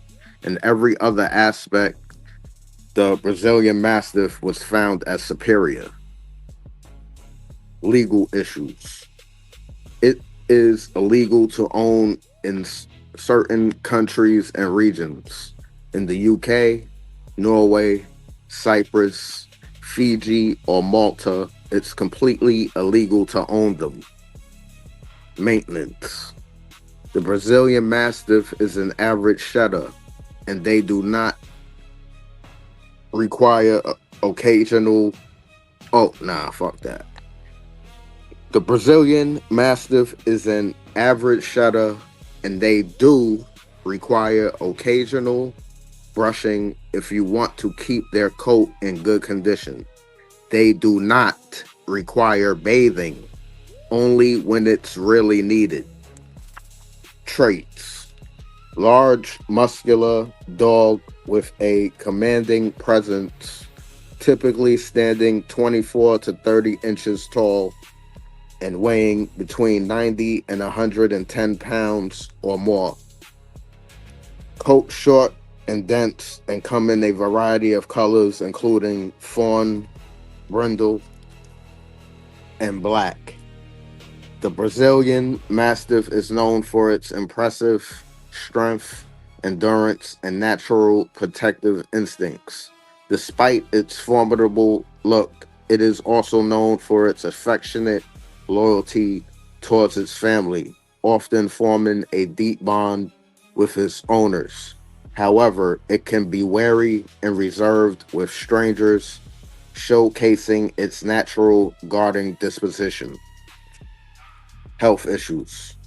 The Fila Brasileiro is generally a robust and healthy breed, but it is susceptible to certain health conditions, especially due to its large size. Hip dysplasia is a common concern, as it is with many large breeds, and can lead to discomfort and mobility issues in older dogs. The breed may also experience elbow dysplasia and bloat, a life-threatening condition in large, deep-chested dogs. Proper diet management, regular vet checkups, and appropriate exercise can help mitigate some of these risks. Also, owners should buy pups from responsible breeders who test for genetic health issues. Lifespan typically 9 to 12 years. And the jaw pressure is between 500 to 800, and that's because of the variations. Yeah, I'm done. I'm finished. Okay, ready? Who's next? I'm hopping in here. Uh, I got tonight. I'm doing the Bully Kutta, or is Bully Kutta? Does anybody know exactly how this is Kutta. pronounced? It's Kutta. Okay. Yeah. So I'm doing the Bully Kutta. Been a fan of this dog for a long time, but never. You don't see too much of them. Not over here at least. And I became hip to these around the same time I became hip to the Kangals and Orchakas and everything that they got going on over there for the livestock, because the Bully Kutta will pop up on you, and when it pops up, it has its appearance when you're like, what is that? You know, so here, let me get into the Bully Kutta's history and origins now. The Bully Kutta, also called the Pakistani Mastiff, Sindh Mastiff, or Indian Mastiff, depending on the region, is a large guardian and catch dog that originated in the northwestern part of the Indian subcontinent, particularly in regions that are now Pakistan, especially Punjab and Sindh, and parts of India, especially Punjab. Origins. The exact ancestry of the Bully Kutta is uncertain because it developed long before modern kennel clubs kept breeding records. Most historians believe the breed emerged through centuries of selective breeding rather than being created at a single point in time. Several theories exist.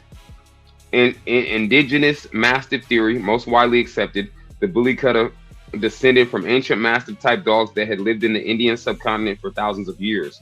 These dogs were bred for guarding villages, livestock, and estates. Persian and Central Asian influence. Invading armies and traders likely brought large war and livestock guardian dogs from Persia and Central Asia, which mixed with local mastiffs. Colonial era refinement. During British rule in India, 1858 to 1947, some breeders are believed to have crossed local mastiffs with imported European mastiffs to increase size or refine certain traits. The extent of this influence is debated. Rather than one ancestor, the Bully Kutta is probably the result of several mastiff lineages blending over hundreds of years. Name. The name is commonly explained as coming from Bully, from Punjabi or related regional languages, meaning heavily wrinkled or powerful, though there is a debate over the exact linguistic origin. Kutta simply means dog in Hindi, Urdu, or Punjabi.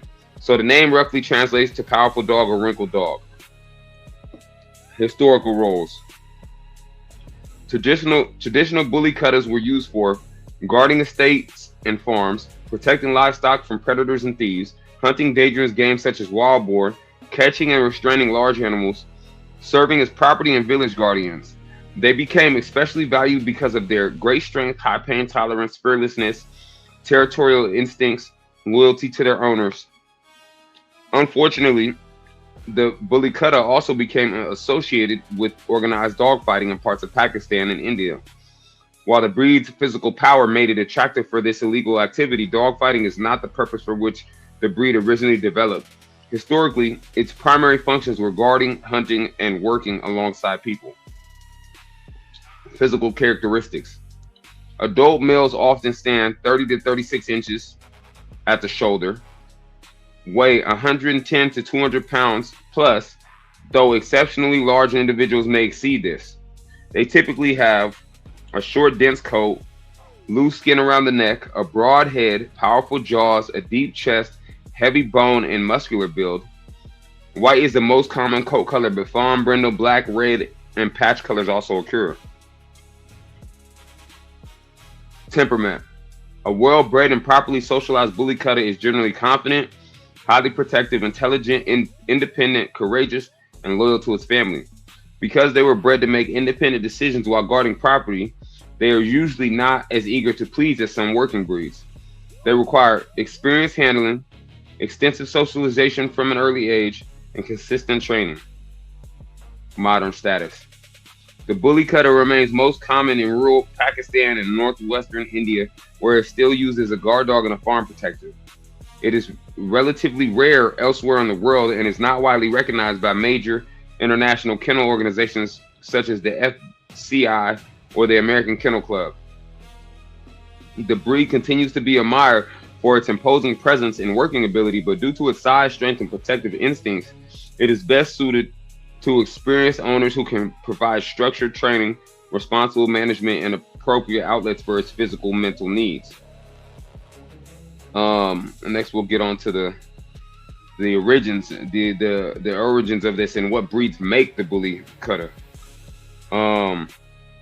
The Bully Kutta, also called the Pakistani Mastiff or Indian Mastiff, is not a modern crossbreed.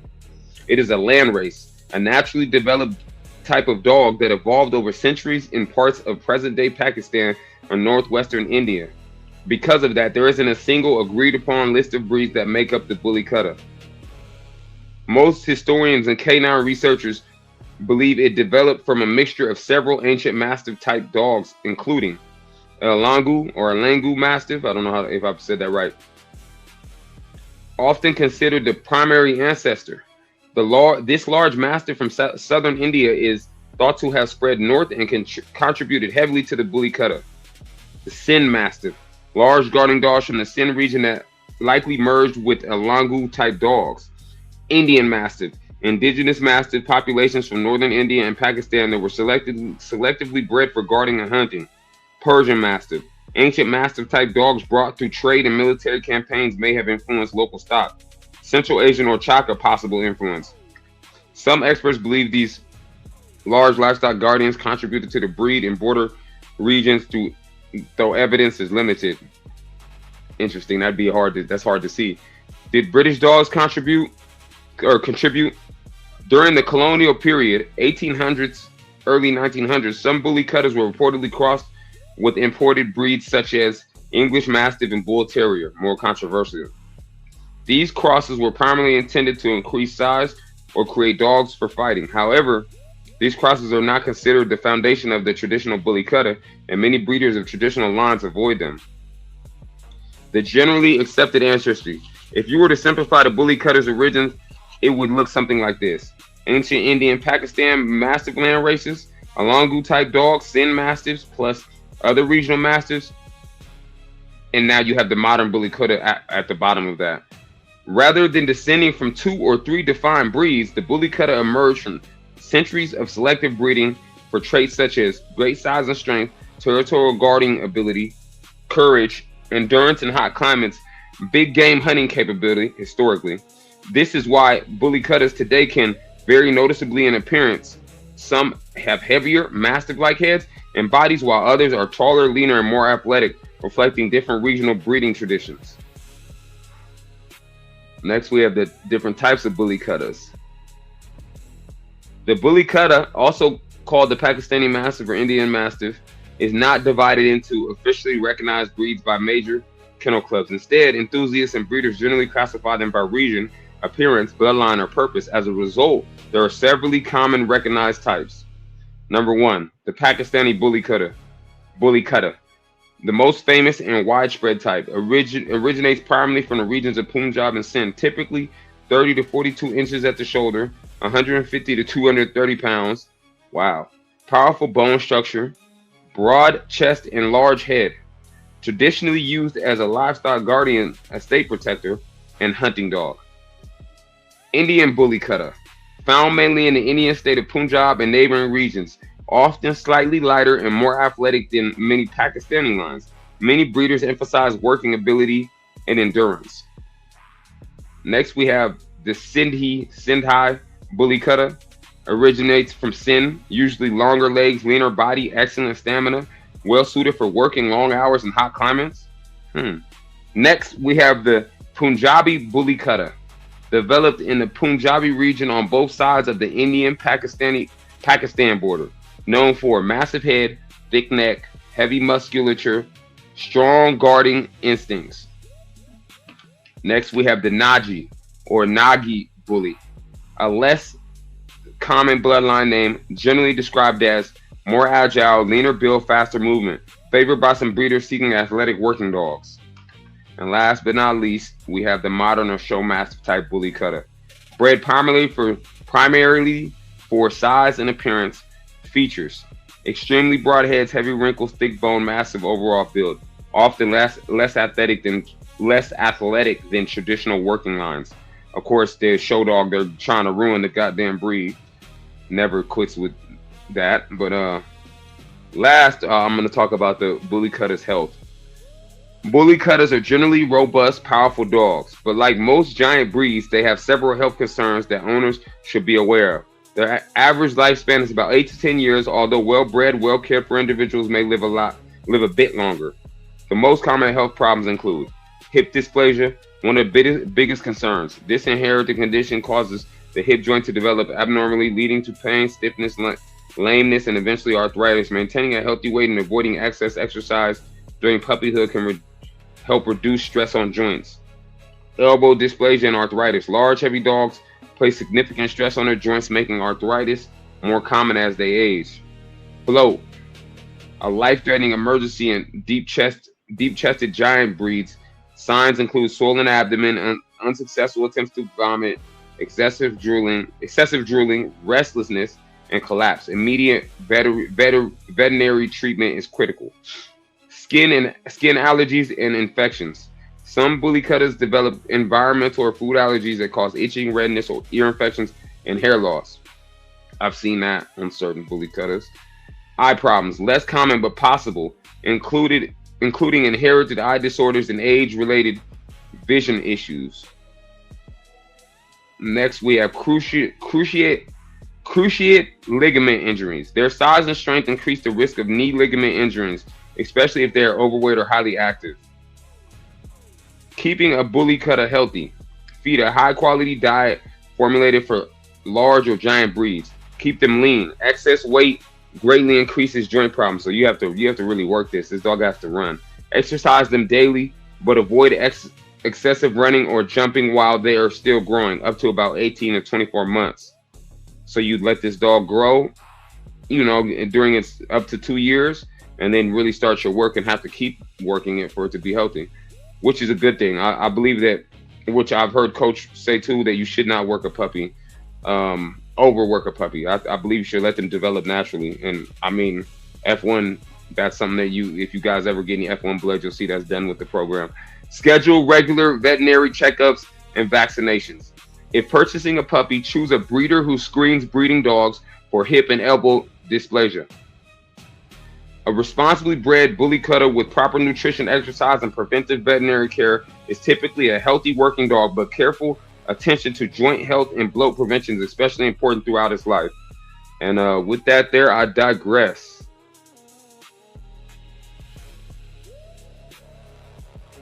Fire. Y'all killed it right here. Yeah, for sure. Early?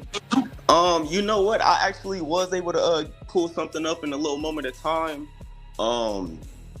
Callie, he mentioned that the Bully Kutta had British influence, and the not just the Bully Kutta, but also the Fila Brasileiro also has the influence too, which the dog will be called the Bull Terrier, which is a Pakistani, pretty much like bulldog, and it's a medium to large size, high powerful working dog breed, which was originally from the Punjab region of Pakistan and India. So the Bull Terrier, yeah, the Bull Terrier, right? Which it's a unique dog, that had something to do with both breeds in the making, and it was developed by crossing imported historical British Bull Terriers. So that's where the British influence actually come in to the some of these lines for the Fila and the Bully Kutta. And the Bully Kutta is it's funny because I've seen that. My bad. One more time, Callie. Well, I think Reddy said something too. And the Allant contributed. Oh yeah, facts. Yeah, I see. It's crazy because if you there's, like I said, the Bully Kutta is not super popular, but if you've seen them, because they always have like clips of them in random, like back. I mean, I'm not gonna say now. Back when I first started seeing a breed, it was when YouTube was early, so they always had like clips where you just see the dog standing, and it wasn't, or you see it might get a little bit of action, but I could see the Bull Terrier influence in there ever since. Like once they said that, it clicked instantly. It made sense. The Fila, I've seen different variants of them. One fact that I'm not gonna lie, it blew me when they said that they used to chase us as slaves. I'm not gonna lie, that I'm Bully Kutta tonight, y'all. Yeah, I feel you.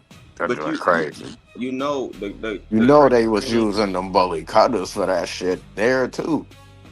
Oh yeah, fact. Oh yeah. Oh man, But they that's say crazy. that the bull terriers actually is banned in most countries and states for how fearless this dog is, and they said it actually has elite East State Guardian protection. Like the dog is so elite at what it does that they had to ban it. So I think this might be a dog that we should look into, the bull terrier. Bro, the fucking I'm gonna get one of them shit. The Man, Bull Terrier. I've heard about him over the years. We definitely. And the gold dong too. Oh, I've seen That's that too, yeah. them shits is crazy. Yeah, I'm definitely gonna have to look into this gold terrier. it said no registry in the world will recognize it internationally, internationally. No registry wants to look at that dog.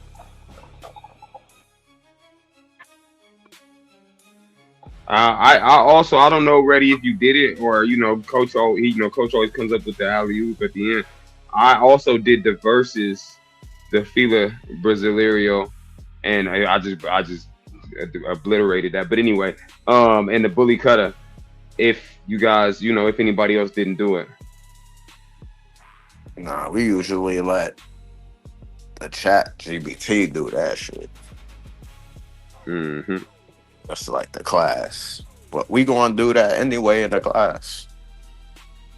Sure. Okay.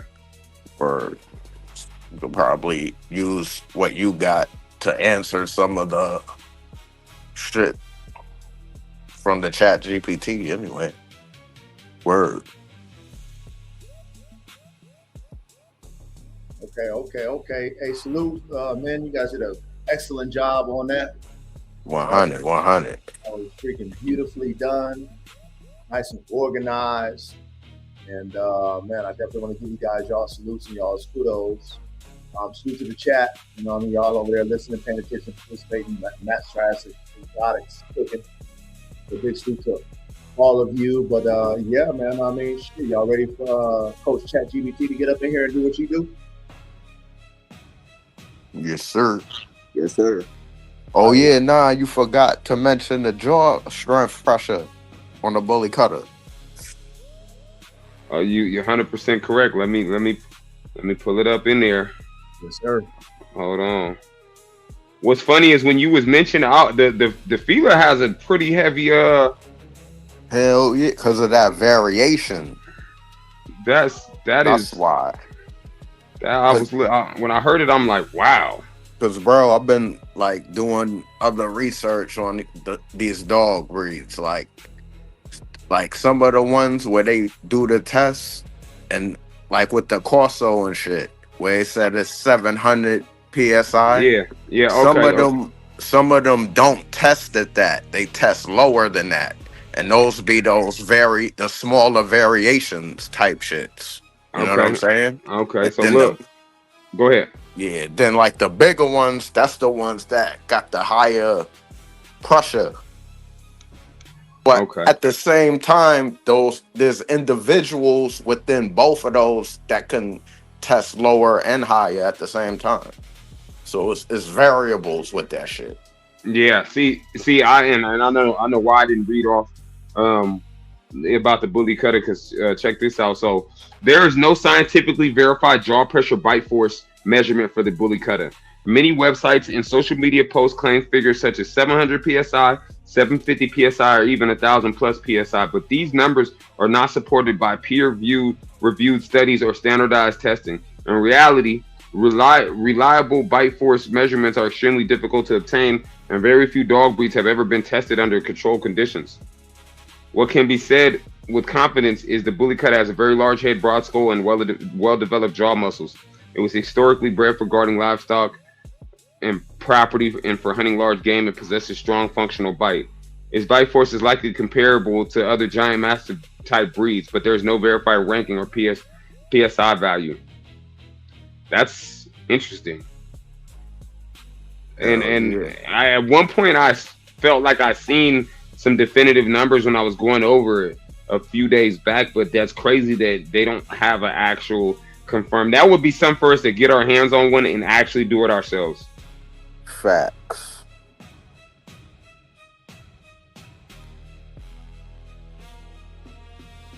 We Okay. can test all these dogs. Yep, I digress. That's everything I have. Okay. Salute. Great job, fellas. Great job.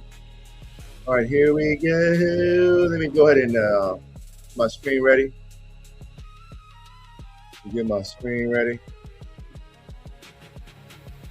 Let me share my screen. Share my screen. Let me enlarge it right there. Y'all see that? Yes, sir. All right. All right, here we go. Now, give the disclaimer. I am the coach. You guys new, you guys that are new, I'm the coach. I teach X's and O's. I'm not your professor. I'm not your science teacher. I'm not your biology teacher. I'm not your English teacher. I'm none of the above. I'm just the coach, man.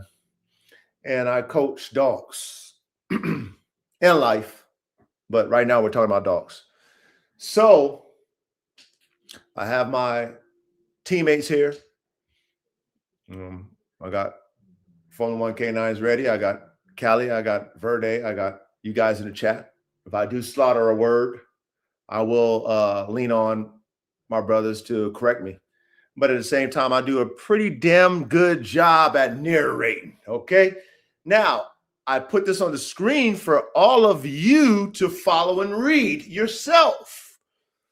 So if there's a word mispronounced or slaughtered, don't hold me accountable to it. Read it yourself and pronounce it correctly if I mispronounce it. Other than that, pay attention in class. Take notes if you want to learn about the Fila Brasileiro. Is that what it is? Ready? Brasileiro.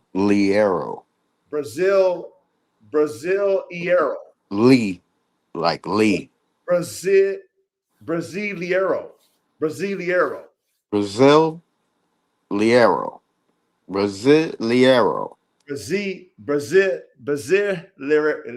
Liero, yeah. Brasileiro. Okay. Or just call it the Brazilian Mastiff or BM. The Fila. The Fila. There you go. All right, but I'll try my best to pronounce it correctly, you guys. All right. All right, so here we go. Pay attention to class. Take your notes. Okay. Chat, you guys participate as well. You already know panel. You already know how we do. So, we're going to let, Miss ChatGPT do what she do best. She knows everything that we've ever done in class. She's always formatted everything in the order that we like. So here we go. All right, here we go. Fila Brasileiro versus Bully Kutta. The ultimate guardian dog showdown. The Fila Brasileiro, I'm just going to say Fila, you guys. Okay, so the Fila and the Bully Kutta are two of the largest, most intimidating guardian breeds ever developed.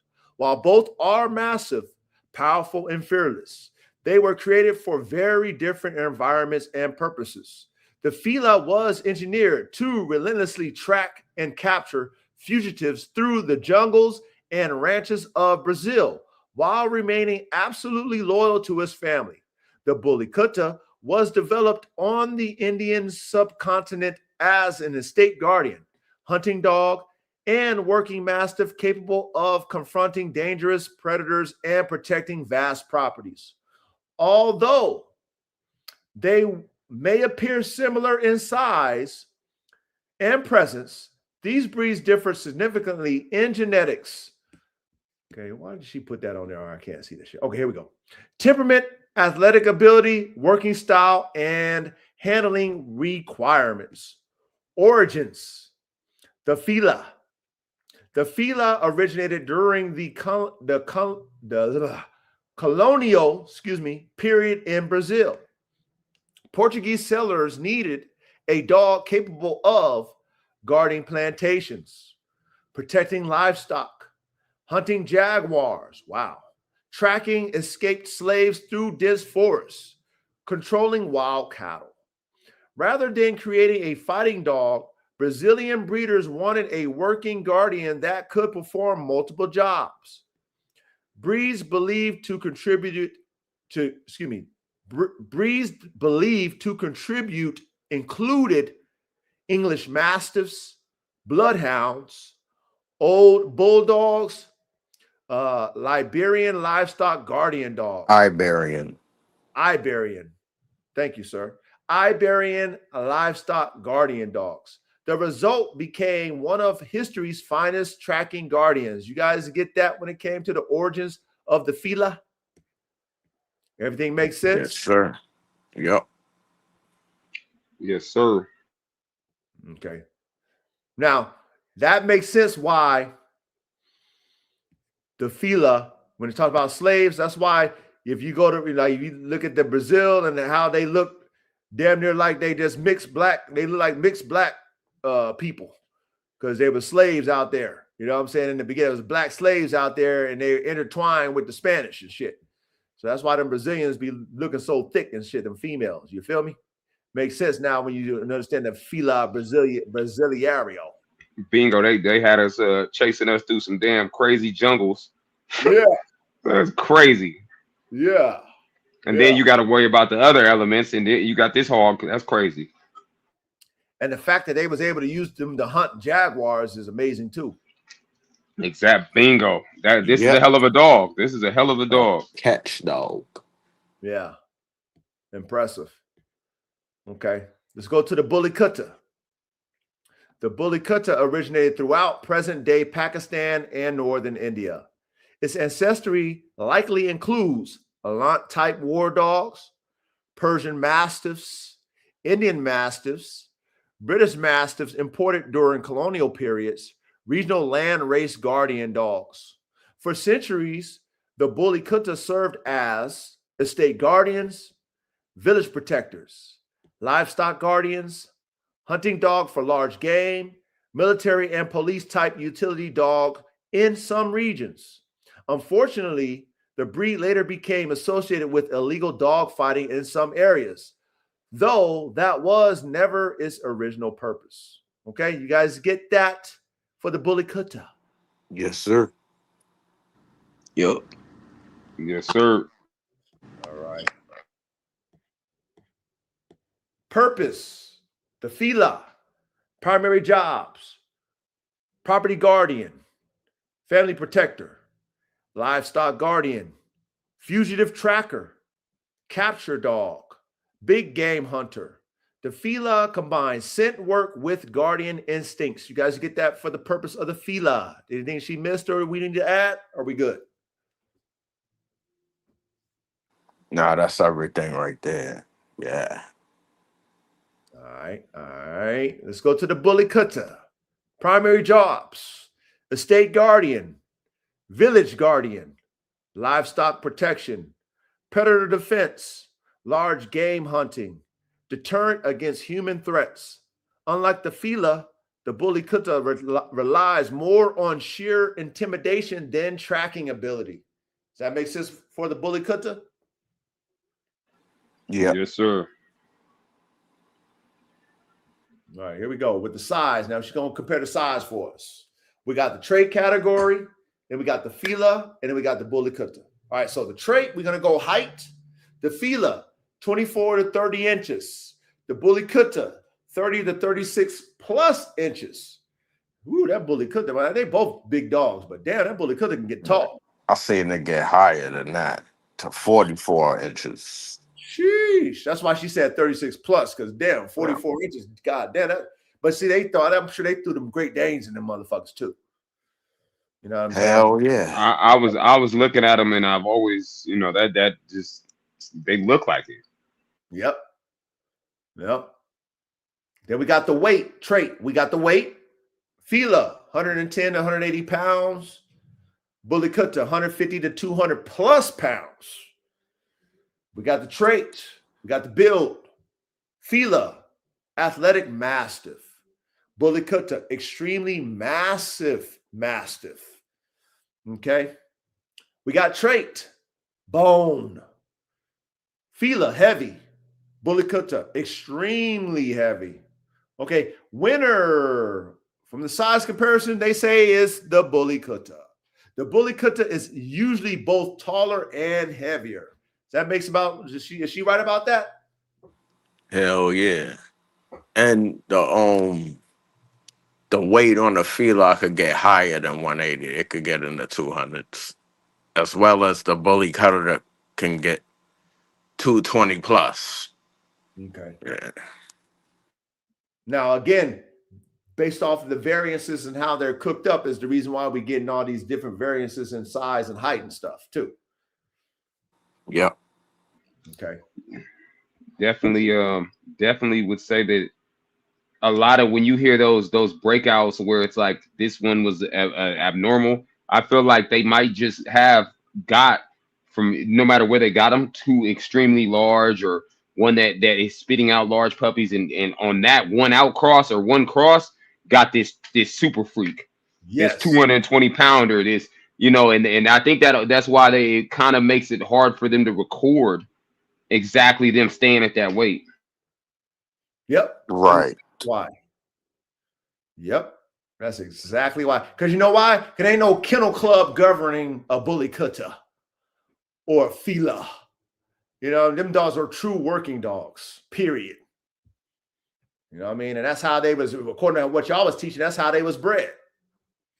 Exactly. I mean, if you do your history or do your research on Pakistan and everything around there in the working dog world with them, they have like an underground game world, but their version of a game world, they're running around with Kangols, Turkish Kangols, and they're running around with big mastiff breeds that they roll like America would roll pit bulls. So it's just a different arena to even be monitored. They don't want to be messed with. They're in villages. They don't, those people don't like society or what's the word I'm looking for? They don't like the modernized. Yeah, Western culture. They're not into There you go. There you go. Yep. And they got their religion wrapped around these fighting shit. Yeah, it's a village. I know in Pakistan it's like the village of bet, and one village will have one dog or one dog that they take to those tournaments, and like you said, when they don't like the Western civilization, the crazy part is this just comes to show you how, hate to say it, even though we're on here doing this, social media and everything that has happened to the dogs has taken from the dogs. Yeah, especially 100%. Yeah, especially the working dogs. Yep, you guys are right. Because it's still legal to fight in India. So. Yeah, not only is it legal, you got to look at what the competition ring is over there. You're literally neighbor. You're for the Bully Kutta to stay alive. It's going up against Kangols and Orchakas and stuff.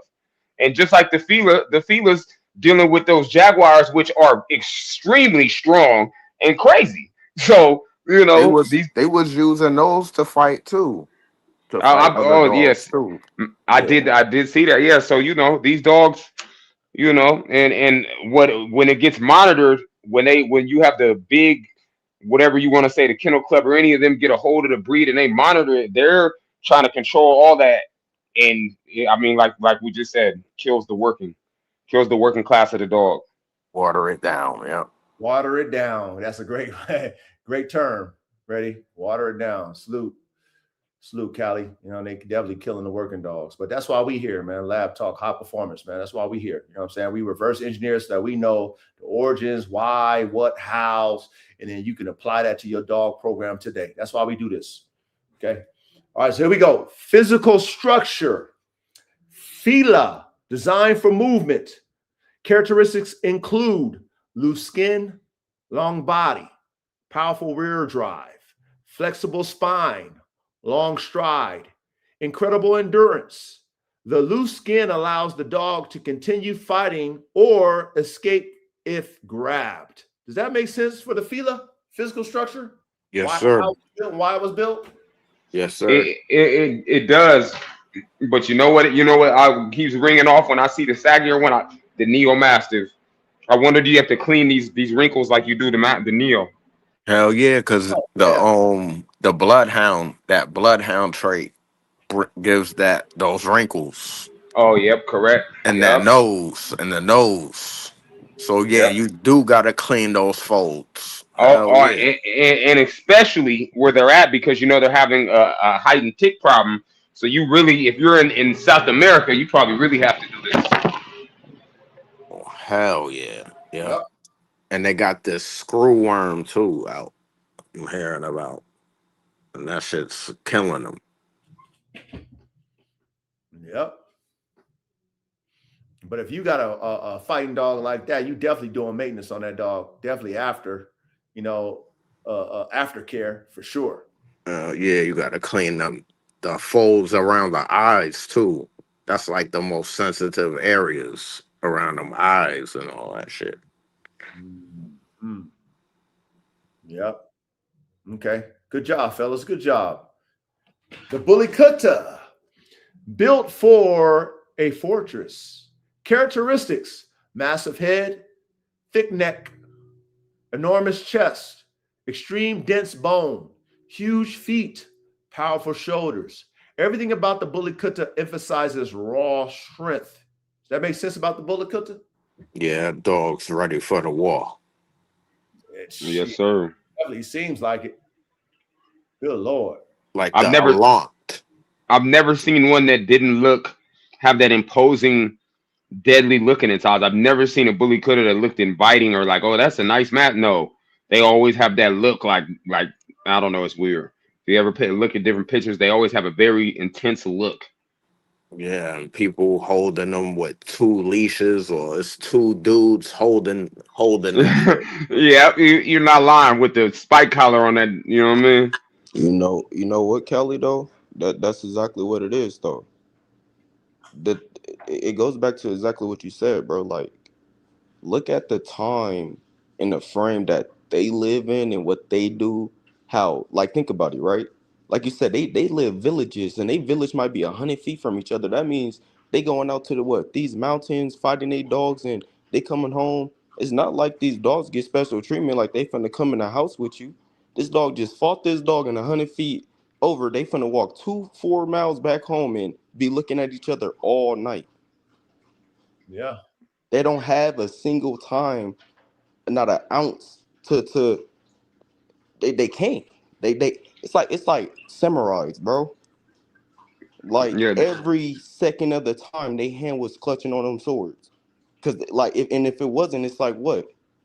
You would pretty much die. And it's like if you didn't have that look just to and that's shit that we don't even think about though, right? It's like having an intimidating look. A look that's so intimidating and so fearless, it's like it will cause somebody just to walk away. Like the you know, Neo. We Yeah, like what we exactly. discussed that last week. Like the Right. Neo's imposing look. Or exactly. even like this, like modern day technology. Let's take it here with like Locky and shit. Uh, uh, Somebody overseas, they crossing over into our borders with a whack ass fourth generation fighter, third generation fighter jet, and they see that F-35, that F-22 coming. What they do? They instantly what? Turn around. Right. You know what? And now we're I'm thinking about it. The bully cutters probably they're not. I've never seen it. I can't say I've seen any videos, but they're probably dealing with leopards too because in India, I know everybody's seen the amount of dogs and the leopard dog war in India and those parts over there. They have it's a dog leopard war over there because the leopards stay trying to steal the dog. So I'm pretty sure the bully cutters probably face those too. Oh Yep. Oh hell yeah. yeah. Oh yeah. They on everything. Facts. Yep. You ever seen the videos where it's like a hog will come into a village and they all come outside with these sight hounds and it'd be like 200 sight hounds chasing one hog, bro. I love that shit, bro. Like Hell yeah. I That's wish those we could is mixed I with wish we could do some shit like those man. are the gold terrier joints mixed with their version the greyhounds. They call them Right. mud hole hound, gold Okay. dog. That's interesting. Hey, chat, pay attention in class, chat. A lot of game being spit right now. Y'all better be paying attention in class, taking notes. You know what I mean? All right, here we go, man. Good job, fellas. We got bite power. Okay. Neither breed has an official measured bite force. However, Fila, crushing mastiff bite, excellent grip, exceptional holding power. Bully Kutta, extremely powerful jaw, tremendous head leverage, designed to overpower large animals. Neither has a measurable advantage. Excuse me. Does that make sense about the bite power? See, and that's where we get to that variant shit again, because there's never gonna be a decisive number, because there's different types in them in that category, Yeah. and they're always gonna show different numbers, lower or higher. You Yes. know, I got something else to add too. I'm ready. I'm pretty sure you shot me the footage or whatever. We seen a video of a American Pit Bull Terrier getting with a Bully Kutta program, right? And Yep. now that you say designed to overpower large animals, it clearly is apparent that the how tall this Bully Kutta is. If you put a dog that's up underneath it, that's clearly a weakness in the Bully Kutta. If you don't notice anything that's underneath it, because that dog is pretty much meant to overpower things its size or bigger. For them to say that it just, it dials into why anything up underneath the Bully Kutta would give it a lot of issues.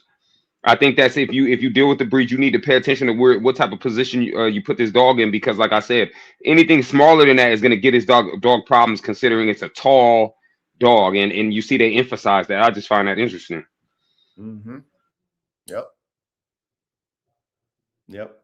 And if you think about like large cats, right? Just think about a cat in general, but a large cat is really a large cat. So those large animals like a lion or a tiger, they can deal with prey. I don't care how small it is, because they're real agile.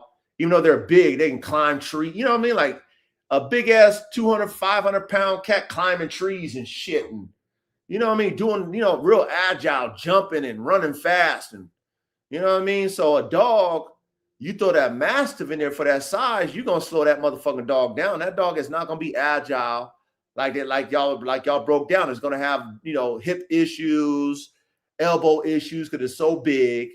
That's why that balance is so important when you're putting your dog together, because it's not a cat. It doesn't have the genetics as a cat. The bigger you make a dog, the fucking slower and sluggish it's gonna be. Exactly. That also goes when we get into the variances. We go over the variances of that Bully Kutta. It makes sense why I think it was the Najee, the leaner build, the more agile, faster movement, because they must have seen that. Smaller ones. Yeah, they must have seen that and been like, no, they must have, because this is an old breed, and even though it's not recognized, it's old, it's established. So the guys probably seen it and they're like, you know what? Let's bring down the size, let's keep this speed. Because we have a great dog. We just don't want to we don't need to do the overweight, the excessive weight thing, the show stuff or whatever. I don't know what yeah. We don't need to do that, and that's why they have the different variances. Yep. Yes, sir. Different dogs for different tasks. Yep. Pay attention to class, men. You know what I mean? This the high performance class, right? This is what you do when you have dogs working and you in the lab and you try to figure out how to make your dog more efficient. Okay. This is what you do. This is why you create variants. This is why the coach loves variants in this program. Because I like to see different options. You know what I'm saying? So that I can choose what I like. Not, they all got to be the same. I don't want my dogs to be. I want to see variants. Okay. And that's why you get these different variances, because dogs are doing different tasks. You know what I'm saying? Right. See, I'm sure they started off where the dogs were almost like the same, close to the size of pit bulls, like APBTs. And then they seen like, oh, nah, this is showstopper shit. We got to make them bigger. Especially if they're going against jaguars and big cats, and especially if you hunting down fucking Kunta Kinte and them niggas. Oh, yeah. Kunta Kinte in his mouth. You know what I'm saying? A damn big ass Fila motherfucker. Shit. Cool the kid there. Sorry, master. Put the dog away, master. You know what I'm saying? Well, don't bring him out, master. You know, it's crazy because there's movies out there. They had the feelers. They had to have the feel because it was or boy, it might have been bloodhounds too, because they might have been bloodhounds, but they look similar. Yeah, it was probably the bloodhounds because that's how they tracked them slaves back in the day, man. But shit, Yeah, Yeah, they were bloodthirsty bloodhounds. I yeah. think they fed. They probably gave them blood. You know, they probably fed them stuff to keep them. The human remains and shit. That's Yeah, all you do with a dog is feed yeah. that human remains. That motherfucker eat you alive. I don't care what kind of you feed a chihuahua human remains. It's gonna fucking bite you and eat your ass up. Facts. Nigga. That's all That's you gotta a do. carnivore, man. Yeah, that's all you gotta do. Shit. Fucking little chihuahua and she a little lap dog going crazy over some fucking human being. You don't think your dog will eat you if you kill over and die and nobody come to see if you alive? Your dog's gonna Man, start eating you, bro. Hell yeah, that's a especially that's a fact. That's a fact. They're just survivalists. I was gonna say it's also crazy to think too. I don't know if you guys caught it in the Bully Kutta that they have bull terrier in there. Hell yeah. So that means like you said, they started off small. They have really worked at lifting that dog up because that bull terrier from bull terrier to the Bully Kutta, what it is, wow. Yeah, it's pretty impressive. Pretty impressive. Okay, and again, engineers, this is how we get these dog breeds. Multiple different dogs, straight dog breeds, men. Okay? Multiple mutts, compound, mongrels. Creates these breeds. You can't create these top-tier breeds without mixing breeds, engineers. We know that, but some idiots might be in here that's fucking stupid as fuck. Need to be reminded, okay? Anyway, let's go. Athleticism. Fila, excellent athlete, capable of sprinting, climbing, jumping, tracking, chasing for miles, surprisingly agile for its size. Does that make sense for the Fila? Hell yeah. Yeah, it's bred for endurance. Super endurance. Hey, especially if you're chasing Toby. Chasing them for miles.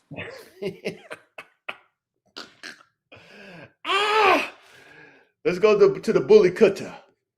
The Bully Kutta, athletic considering its enormous size, excellent acceleration, pushing power, wrestling ability, less agile than the Fila over long distances. Winner, Fila. Does that make sense when it comes to overall athleticism? Yes, sir. Okay. Let's hit the endurance. The Fila was bred to work all day.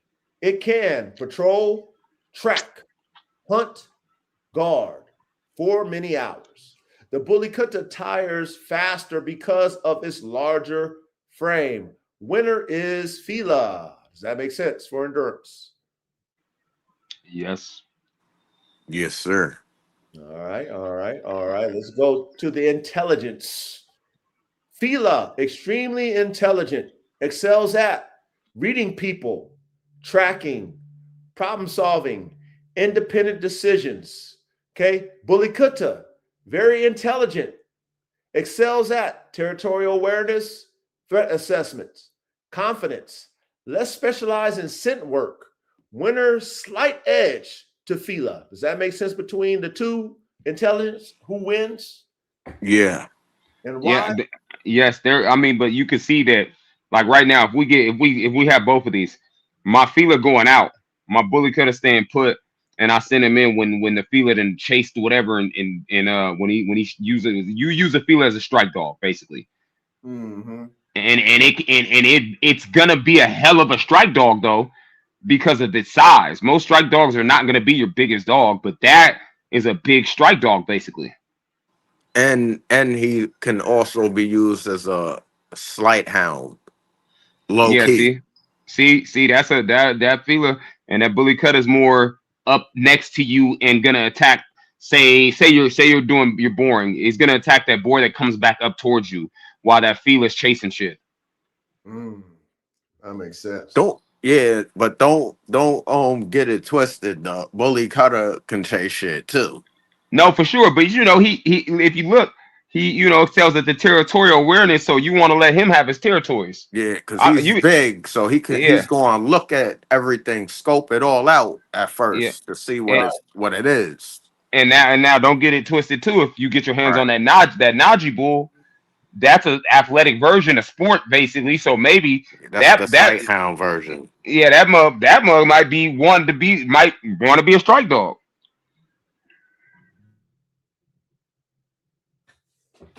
Great assessment, fellas. Great assessment. Take notes, class. Take notes now. Pay attention in class. Y'all cooking tonight. Let's go. All right, tracking ability. This category isn't close. Okay. The Fila inherited much of its tracking ability from the bloodhound ancestry.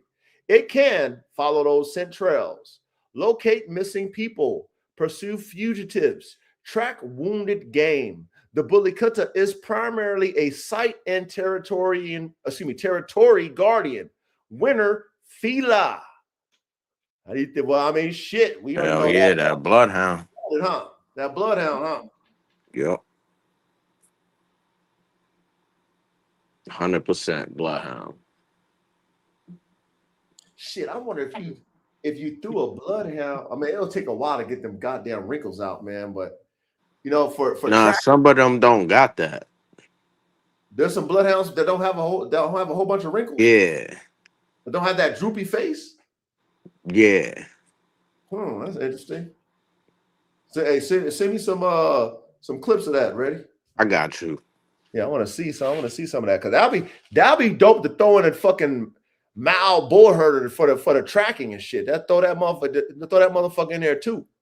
You know what I'm saying? That'll be crazy. Now, once you do that, like once again, you got a fucking multi-level working dog. Right. You gotta, you literally have a dog that Mao is gonna do everything that we see them doing with Maos, but then you're like, look at my bull herder. Look, check this out. We're gonna go boar hunting or whatever and watch it work. Because there's a difference in how these dogs move. I don't know people, I don't know how deep people's understanding is, but the more I've started to get into the hunting dog, working dog version, the hounds and all, they all do different things in the same setting. You'll take a Mao to the woods, it'll do something different than say a Catahoula. You see what I'm saying? So if you mix though like you said, the right breed, he's doing everything. Right. And that's the key to what I'm trying to do with these military dogs. I want the military dogs to do every goddamn thing. You know what I'm saying? Dog. Yeah, see, it makes sense though, because one thing about a military dog and about a soldier in war, even though we're going more robotic, but if we look at it, you cannot predict what is going to happen when you're at war or when you're a soldier and whatever, you're in another country. So what happens if you do get, like we've seen in 12 Strong, we got caught in these mountains in Afghanistan. Now, instead of just the regular prone work this military dog has to do, now I need my sight hound in this dog. Now he has to switches. We're going to a different world now. So now, boom, and to make that dog, there you go. Like we're right on point with this F1 program because they're gonna get a multifunctional working dog, bull herder. Yeah. Yeah, ready. Send me some of them bloodhounds that don't have all the wrinkles, man. I want to see what those look like. Because I mean, shit, we might have to add one of those to the program, fellas. Yeah, I got you. You know what I mean? Shit. We need that DNA. We need them fucking bloodhound parts. All right, so here we go. Guardian instincts. Both are elite guardians. Fila, known for extreme suspicion of strangers. Excuse me, fellas. Family devotion. Territorial defense. The Portuguese term, what's that? Ojeriza? Like Ojeriza. Ojeriza describes the breed's natural distrust of unfamiliar people. Okay? Bully Kutta, known for fearless confidence, intimidation, territorial dominance. willingness to confront intruders. Neither breed welcomes strangers. Results tied. Does that make sense for the guardian instincts? The tie? It does. Yes, sir. Jeez. Because Okay. the old Jarizas was like their samurai god, Mm. and the Bully Cutter was a warrior, like almost like a samurai warrior to the extent. Wow. Yeah, okay. So it's like the old Jariza versus the warrior. Uh-huh. That's dope. If it was like a movie, you know what I'm saying? Yeah, that's dope. Okay. Yeah. All right. All right. All right. Shit, we learned something, man. Good job, Reddy, with the class tonight, man. Shit. It's a good verses. All right. So we got temperament. Fila with family, affectionate, gentle, loyal, protective. With strangers, naturally suspicious. Bully Kutta with family, calm, devoted, confident. With strangers, highly reserved and dominant. Okay, what do you? I mean, shit. Was she dead on point with the temperament between the two? Or she Yeah, missing the things? feelers really reserved with strangers. It don't mess with people like that. That it doesn't know. Okay. And it's not afraid to show you that either. The Okay. So Bully Cutter, I don't really see too much of them doing shit because the handlers have a real hard time holding them because they look like they're trying to get at something, maybe the cameraman or another dog or something. But that's what I usually see, and it's kind of hard for them to get a real good shot of the dog, like a picture, because the joints wants action all the Yeah. time. Hey, and that's what I was saying. Remember, I was saying that earlier. Like, you always see a clip of them facing the camera with that slow tail wag, and that slow tail wag that you see them looking at the camera. They're giving the cameraman that like, I'm interested in coming after you. What are you? They're assessing and getting on the cameraman every time you see him, and that guy is literally he's leaning all the way back, trying to put as much pressure on the leash as he can, and the dog is just standing like the way the dog is standing. It's like I don't know. They never have much time. It's interesting to even think about. That's how we get all our footage of the Bully Cutter. Like literally. You never really see them loose like that, bro, No, unless they you. babies. Yeah, and you see they got what the tail I'm talking about. You know how the direction of the tail says a lot. Is that up tail, that up charge tail? You know what I'm talking about? The one, the assertive tail, where it's almost up and curved. They always look like that. They always look like they're ready to get on something. So they must be really hot. And these guys don't even pull them out unless they're about to use them. That's a fact. Okay. I think the Fila would be more the same level of intensity, but more can move with the owner. Like you can do a little bit more. I think I see a little bit more work with the Fila personally. Yeah, well, they got to be very handler tied, tied to the handler, especially if they were used to be, hunting game and also hunting humans. So you got to be real tight with the handler and be able to be okay with that dog being off leash and going out there and doing what it do and responding back to the owner. You know what I mean? Like, hey, get over here. Hey, stop. Sit. You know what I mean? Shit like that. And running in possibly a pack with a pack of dogs. Yes. And if they definitely fucking with Jaguars, right? It's the Fila that's fucking with Jaguars, or is it the Bully Kutta? The Fila. Yeah. This phone, they need both of them could do it because it's in India. Yeah, true. Bully Cutter. True. Okay. And so, Tigers is in India too. Yeah. India for sure. Yeah, I was gonna say, like you said, it had to be with the owner. You know what they say, or one of the common rules with any form of hunting or anything like that. You need to be able to recall your dog. If a dog won't come back to the owner in a situation, that could get the dog killed if it's down there too long. And so I think that the Fila, like I said, I see more work with the Fila. The Fila seems more seemed like they worked out more of the Fila in there, and there's more Filas being integrated into society than Bully Kuttas. Okay. Yep. All right, here we go. Trainability. Both require experienced handlers, just like we were just talking about some handlers. So here we go. Fila, intelligent, independent, sensitive.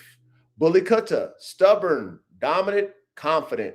Neither is suitable for beginners. Does that make sense for trainability? Yes, sir. Yes, sir. Okay, that means you got to have a very assertive, strong, powerful energy if you are a handler. You can't be passive.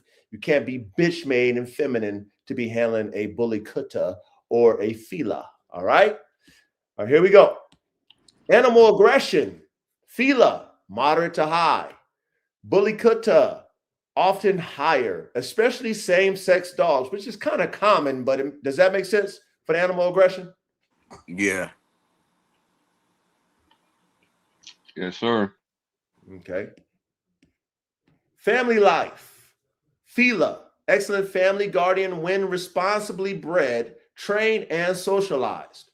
Bully Kutta can be loyal with family, but often requires stricter management due to its size and dominant nature. Does that make sense for the family life between the two? Yeah. Oh yeah. Yeah, you ain't having that shit in your house. That Bully Cutter, hell no. Yeah, honestly, both of them you ain't gonna have them in your Oh, house. hell no. Outside, you know what I'm saying? Yeah, those Mad dogs, slobber on that feeler. dogs too damn big to be in your fucking house. Oh, yeah. You know what I mean? Plus, they won't be happy. They need to be out there looking and patrolling and you know what I mean, doing what them type of dogs is bred to do. They ain't supposed to be in the house lapping up and on your couch. That's a And shit. fact. You know what I mean?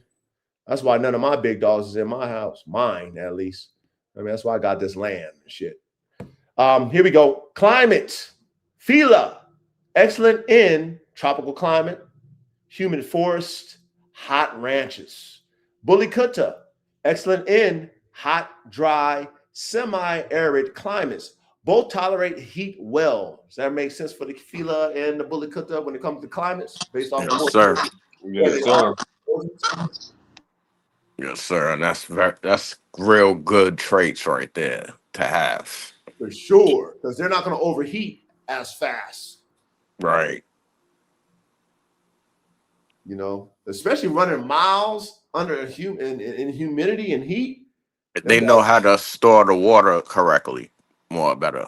Yes. Like if they drink the water, it's not just gonna run through them like other dogs and shit that could get to water whenever.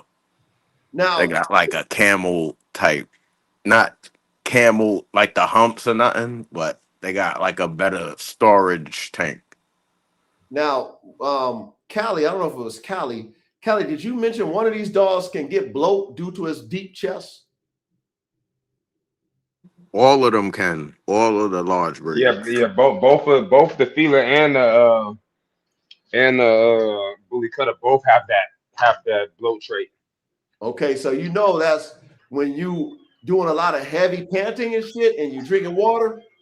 You know that's Yeah. how You shouldn't let them drink when they heavy pan. right. You gotta let them calm down first. Right. So you know when it's hot and they out there running them dogs, right? And then they let them drink their water. That's how that bloat come about. Does that make sense? Hell yeah. Yes. Because they taking up a lot of air while they drinking water. You know what I mean? And all of a sudden, oop, got them. All right, let's go to the health. Fila, common concerns, hip dysplasia. You guys talked about that. Elbow dysplasia, you guys talked about that. Gastric, what's that? Dilation. What was that? What's that? Volvulus, that's the bloat. Dilation, volvulus bloat, which we just talked about. Eyelid issues. Life expectancy, 9 to 11 years for the Fila. Bully Kutta, common concerns, hip dysplasia, elbow dysplasia, bloat, joint stress from size, skin conditions, and some lines. Life expectancy, 8 to 10 years. Okay, that makes a lot of sense, fellas, doesn't it? Hell yeah, and that's good for that size of dog. Yeah, to 8 get to 10 that years. long. Yeah. 9 to 11 years. Honestly, 10 years for a dog is good. Honestly, for me, 10 plus. If you get 10 plus of a dog, great. Tony the Tiger. Then you mix them, you get a few more years, Well, you might get the possibly. 12 piece. Yeah. You know what I mean? But if you got a working dog, you know what I mean? Shit, if it die on the job, man, that's a soldier. You know what I'm saying? Shit. You know what I Facts. mean? It is what it is, man. Die on a job, man, you a soldier. Hall of Fame in my eyes. You know what I mean? Couch potato, you know what I mean? 10 years, okay, cool. All right, here we go. Which dog is more powerful? Raw strength, winner, Bully Kutta. Its greater size and bone give it the advantage. Athletic performance, winner, Fila. Better speed, agility, and stamina. Tracking, winner, Fila, among the world's best tracking mastiffs. Guardian ability, tie. Both are among the finest natural guardians ever developed. Overall intelligence, slight edge, Fila. Its combination of scent work, decision making, adaptability gives it a broader working skill set. Head to head summary. All right, we got a category and then we got the winner. All right, category, size, winner, Bully Kutta. Weight, winner, Bully Kutta. Strength, winner, Bully Kutta. Bone, winner, Bully Kutta. Speed, winner, Fila. Agility, winner, Fila. Endurance, winner, Fila. Tracking, winner, Fila. Intelligence, winner, Fila. Bite, winner is a tie. Guardian ability, winner is a tie. Loyalty, the winner is a tie. Family protection, the winner is a tie. Territorial defense, the winner is a tie. Heat tolerance, the winner is a tie. Final verdict. All right, here we go.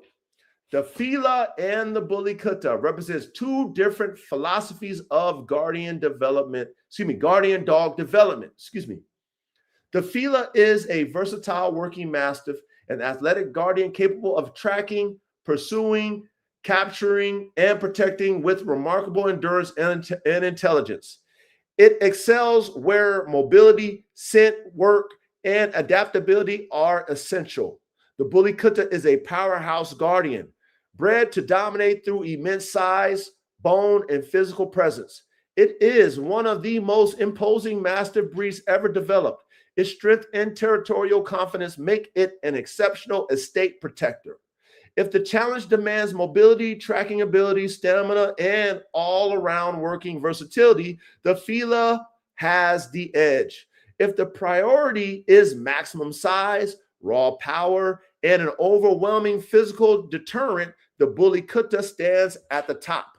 Both breeds are best suited to highly experienced owners who understand the responsibilities of managing large, powerful guardian dogs with strong protective instincts. Yeah.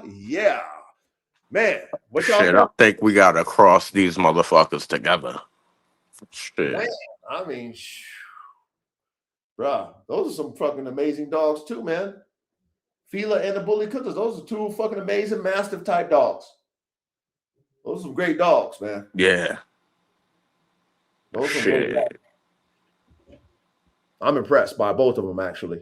Right. Yeah, I'm actually impressed. The Bully Kutta had more. I know a little. I mean, I know the Fila's. I have a little bit more knowing the Fila's like being a through good dog, but the Bully Kutta had a little bit more depth than I expected. Yeah. I mean, like we just read, like you guys just broke down. They're both impressive for what you're trying to do with the dog. You know what I'm saying? What you want them dogs to do, they all impress. They both impress. But you know, the Fila, I mean, that Fila, man, good Lord. You can do a lot with that damn Fila. I was just gonna say it's a lot you can do. You know, the Bully Kutta, the Bully Kutta.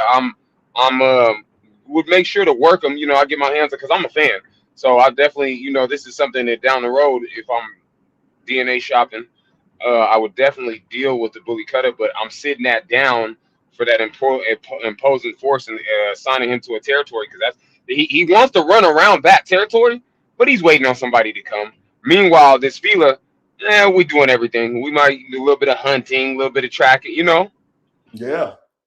And with the Bully Kutta, like y'all mentioned, there's variances too. So you might be able to find you a variance that will be able to do what you wanted to do, be more activated. You know what I'm saying? Yeah, you're right. That Najee That's a bull. fact. That's that Najee bull they got going on.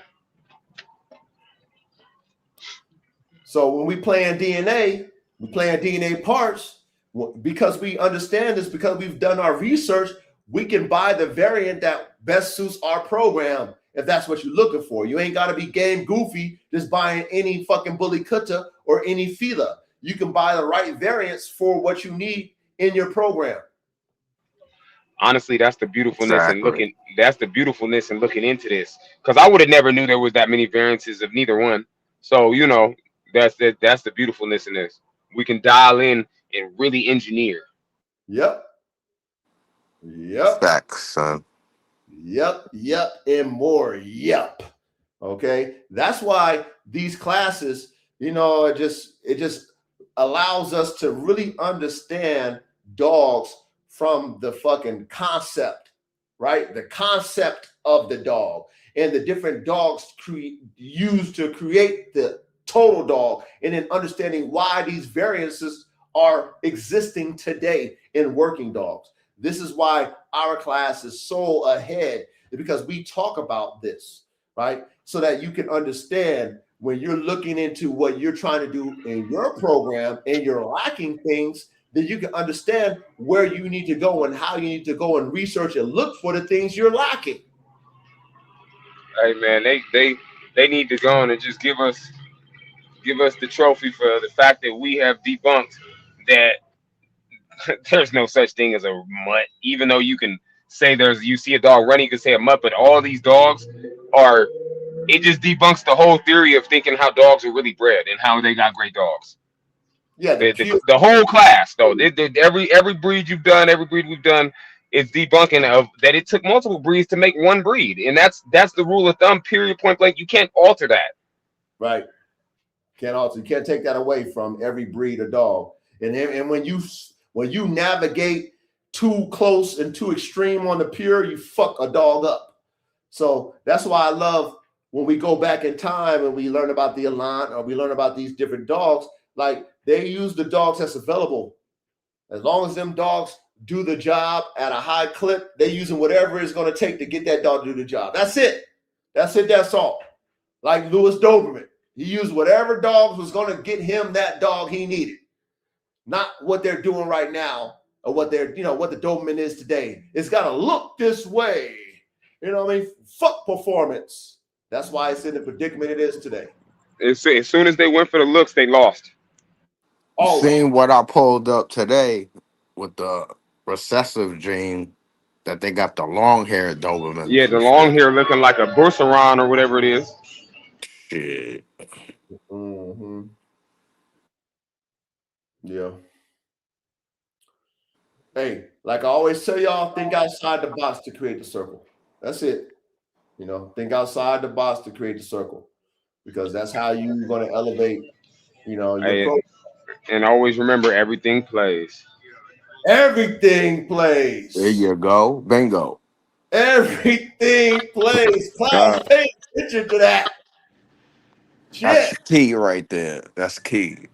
Man, listen, you guys, I walk throughout everything throughout my day when shit is going on. That shit applies to life, period. That's a huge thing in the dogs, but that shit of everything plays, man. Facts. Big, gigantic, monstrous, godly facts. Okay. But the key is for us as men who are engineers, use our brain, we understand the key to everything playing is balance. Make sure everything play in unison or harmony, right? The genetics got to have synergy and harmony. Okay. Life needs to be harmonized, balanced. So when we use everything when it comes to these dogs, there needs to be a fucking rhyme or reason to create balance in the production. Okay. We don't want that thing 2 on this and 2 on that. We need it to be balanced, but that's why we the best at what we do, because we engineers, we understand that. You know what I'm saying? We understand that. But that's why this classroom is important to us, because we discuss that so that we can comprehend it. So that when you go out and you're looking for dog parts, you understand what you're looking for. You're not looking for the biggest puppy.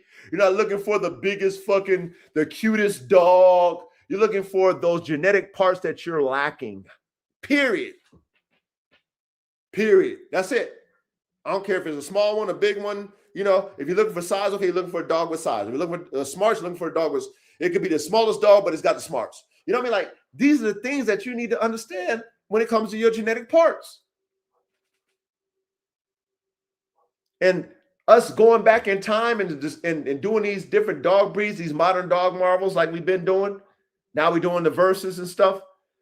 I mean, this is open up a whole different world to us that, you know, we probably never even thought of until we learned about it.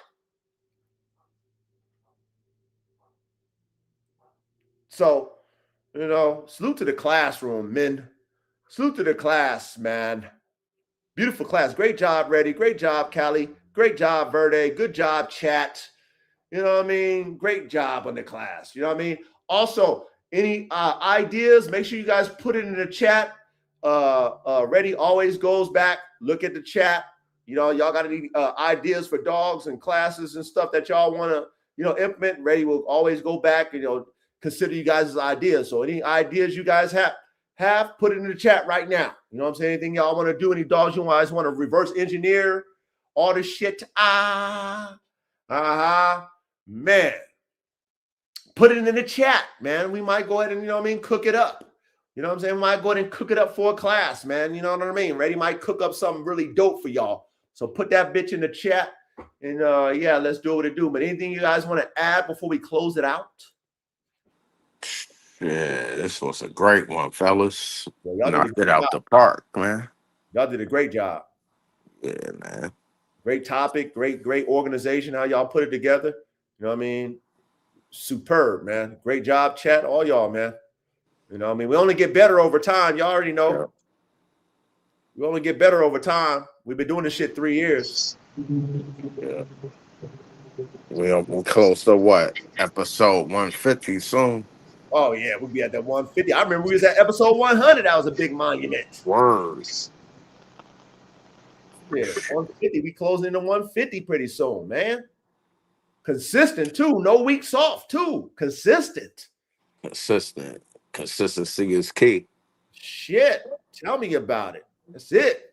Consistent. Dedicated. So, man, appreciate y'all. Love y'all. We done killed anything y'all want to say to the chat before we close it out. Word. Salute to the chat. Thanks y'all for coming, supporting. Word. Have a good weekend. See y'all next week. Salute to the chat. Thank you, brother Reddy. You know, great class. Salute to the chat and everybody involved. Definitely, you know, I advise everybody stay ambitious and getting their hands on some of these different dogs. For those that are trying to really engineer and create the super dog for whatever is working you're doing. You know, anybody can get their hands on this with some dedication, some hard work, and some discipline. Get their hands on some of this blood, and we can all continue to engineer and be pioneers in the game right now, because that's what's going on. I always tell Coach that this is going to be recognized later on. People are really going to see what we were doing.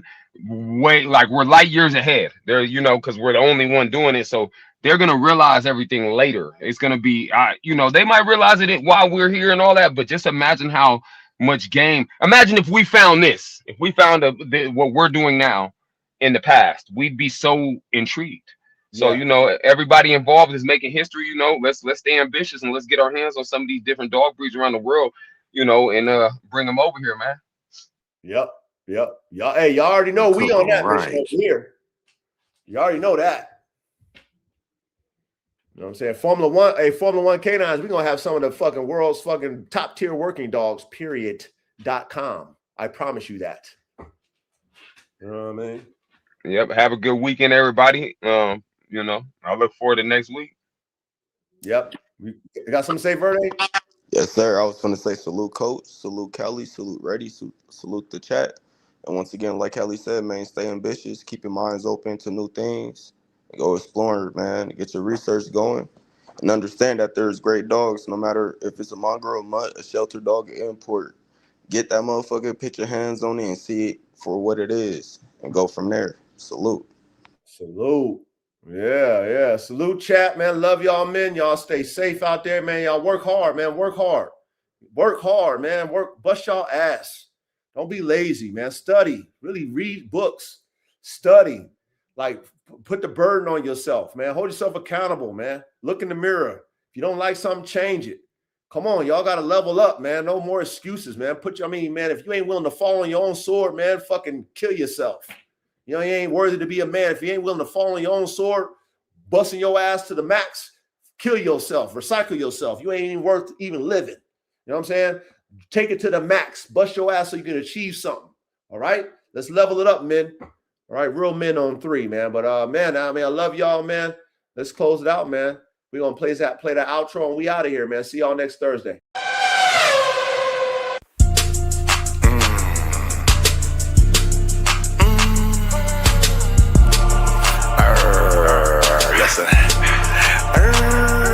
Listen, do some work. Why? Do some work. Why? Do some work. Do some work. Get some blood on your shirt. Do some work. Get some blood on your shirt. Do some work. Get some blood on your shirt. Do some work. Get some blood on your shirt. Do some work.